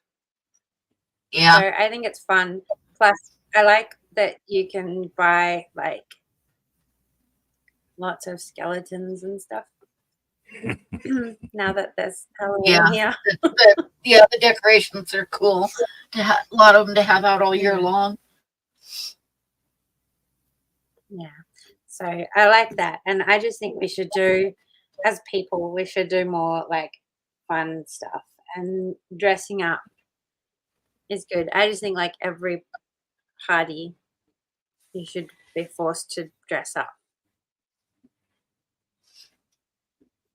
But wouldn't really have to be forced, would you? Because how fun is it to go and dress up? That's right.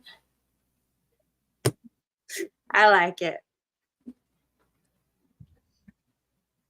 I remember that, BJ. Many commiserations again.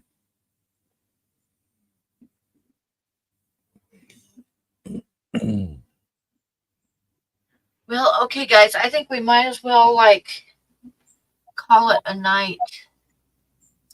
Let you guys go fix dinner, and I'm going to go try to survive the single digits tonight. So love you guys. Thank you, everybody. Thank you. Hope you And got it's so enough nice blanket. to see you, Sarah. And we'll see everybody on Tuesday night. Will be the next one. So, okay. Good night, guys. Take it easy around. Thanks for hanging out and watching and stuff.